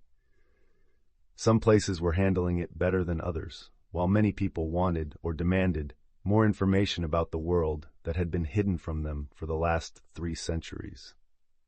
Makusa, United States. No, I can't just blow off a meeting with the No-Maj president. Ashton Hall, the current president of the Magical Congress of the United States of America, stated plainly to the head of the Department for No-Maj Misinformation. The statute is destroyed, Robert. We can't do anything about it now. I'd rather make a good first impression on my counterpart than to risk open hostility. But, sir. Robert worried over the mingling between the magical and the no-mages again. We segregated ourselves for so long, and only in the last few decades have we slowly been easing some restrictions. Our people aren't prepared to suddenly be exposed to the non-magical world. I understand that, Robert. Really, I do. Ashton sighed heavily and rubbed his temples. But it's out of our hands now. We should do everything we can to make and keep amicable relations. It would be better in the long run for the wizards and witches of the states to go along with peaceful coexistence as much as possible. We don't have to give them anything. He looked Robert in the eye. I will not hand over the names and addresses of every witch and wizard in America. Our people will be protected to the absolute best of the Makusa's ability to do so. However, the U.S. is massive, and we can't predict the reactions of the entire population. We don't need another Salem to happen. Ashton was firmly against the witch burnings coming back, as were all wizards and witches with half a brain. I'd also be concerned with scours becoming a thing again, sir. Robert looked grave at the thought of wizards and witches basically hunting each other, like they had in the turbulent times of the country's beginning. We will not allow that, Ashton stated firmly, his face a stone-cold mask of seriousness. Some would forget that the current president was a well-decorated former Auror, but anyone that knew Ashton Hall's previous occupation also knew just how formidable of a wizard he was. Mr. President? A voice came through the office door after a polite knock. Come in, Marissa. Ashton called out, recognizing the voice as the head of the Office for Magic Relations and Education. Marissa entered, a rather lovely witch with long, raven-black hair and pale skin, with pretty gray-blue eyes. I have the information you'll need for your meeting with the No-Maj president, sir. She walked across the office and placed a folder onto Ashton's desk. It was compiled from the Federal Bureau of Covert Vigilance and No-Maj Obliviation and the Surveillance Wizarding Resources Department, so we're sure that we've got everything. Are you the only office head available, Marissa? Robert asked curiously. The Makusa was indeed being run ragged, trying to keep things from getting out of hand. The sudden fall of the statute of secrecy had made more than a few American wizards and witches worried, while others saw it as a free pass to do whatever they wanted. Unfortunately, Marissa confirmed, she herself having been working on managing the new information and how it would affect the education system for the students of Ilvermorny, as well as their relations abroad. Ashton picked up the folder and flipped it open. He needed to memorize this information before his meeting later today. President is Bill Clinton. His First Lady is Hillary Clinton. The Vice President is Al Gore. They're part of the Democratic Party. No outward hostility towards magic has been shown yet. Vatican City, Rome, Italy. Look at them all. A woman spoke to another woman as they both watched the large crowd of people. So many wanting protection from us, and we haven't done anything. The second woman let out a sigh. Well, quite a few religions don't take well to magic. The first witch mentioned as the crowd only grew larger over time. This won't become some violent thing, I hope. The other witch was vaguely aware of how far-reaching the Christian faith was. They have millions and millions of faithful, right? They do indeed. The first witch confirmed. We'll have to wait and see what happens in the coming days, weeks, and months. Then all we can do is hope for the best. I hope we don't have to move. The second witch grumbled out. I've got a friend that's really good at warding. Would you like me to contact him for you? That would be nice, thank you. The first witch smiled at her friend. Can't be too careful now that the statute has fallen. The crowd below only continued to get larger as the two witches watched on. Beijing, China. A large line of military vehicles moved through the street, a message playing over a loudspeaker on loop. It was a message to remain calm as the government dealt with the sudden exposure of magic. The second half of the loop, however, was for anyone with knowledge or suspicion of magic happening anywhere to report it. Quite worried, aren't they? An old man playing shangqi, similar to chess, with another old man commented. You aren't? His friend asked him as he looked over the board and contemplated his move. The other old man shrugged. Unless they're going to cause us harm, I don't see the issue. He had a small grin when his friend made his move. Imagine how helpful actual magic could be. He moved one of his pieces and chuckled when his friend realized he'd walked into a trap. Ha! Should have moved the other one. His old friend grimaced at the bad position that he was in now. Not to scare you, but if you're imagining the good that could be done with magic, you must also consider the harm that it could do. True enough. The old man agreed as his friend moved a piece on the board. I suppose we can only wait and see, for now. He made his move and captured one of his friend's pieces, removing it from the board. The leaders are assuredly worried about their power and what magic could do to it. The second old man mentioned as he moved a piece and captured the piece that had just taken one of his own. Without knowing anything about magic, they can only fear it, I guess. A fear that any leader or government has indeed. The first old man nodded, looking over the board for a long moment. What moves are made now will more than likely determine the relationship that China and magic will have going forward. We have a long history with magic, if you believe the records and tales. His friend chuckled, reaching for his tea and taking a sip. Trial of Tom Marvolo Riddle. With the danger that Tom Marvolo Riddle's followers, known as the Death Eaters, pose, it has been decided that the man's trial will take place in his secure holding facility. This marks the first trial under English law that a wizard will face in just over 300 years. A TV news anchor reported as the feed from inside the facility was shown on one side of the screen. Inside the large room, the anti-magic cage still sat in the center of it. A group of people had set up a makeshift courtroom. Everything was being accounted for. This would be a proper trial, though not a single person believed that the verdict would be anything but guilty. The cameras that had been brought into the room were broadcasting the trial to the country at large. Many people that had lost family members to Voldemort's rampage watched with rapt attention, some holding pictures of their lost family members. I doubt this will take long. Harry mentioned as he watched the TV at Penny's house with the entire family. Being half-bloods that didn't care about blood purity, the Clearwater family home wasn't entirely magical, and therefore they could have electronics without issue. The jury, the clerk of the court, the stenographer, and the barrister were present. As the judge entered the room, the clerk announced, "All rise," and everyone, barring the chained and caged Voldemort, did so. Once the judge was seated, everyone sat down as well. From there, the judge read off the list of charges against Voldemort, which took a bit of time and ranged from theft to assault to murder to treason against the crown. When asked how he pleaded, Voldemort only sneered at the judge and then called him a filthy muggle, which was noted down, and the trial began. The evidence was, of course, overwhelming. Voldemort didn't try to defend himself, merely glaring at the people that dared to think that they could judge him. The barrister for the United Kingdom used the lack of defense as further evidence that not only did Tom Marvolo Riddle commit the crimes that he was accused of, he showed no remorse for doing so, and would clearly do so again if he was able.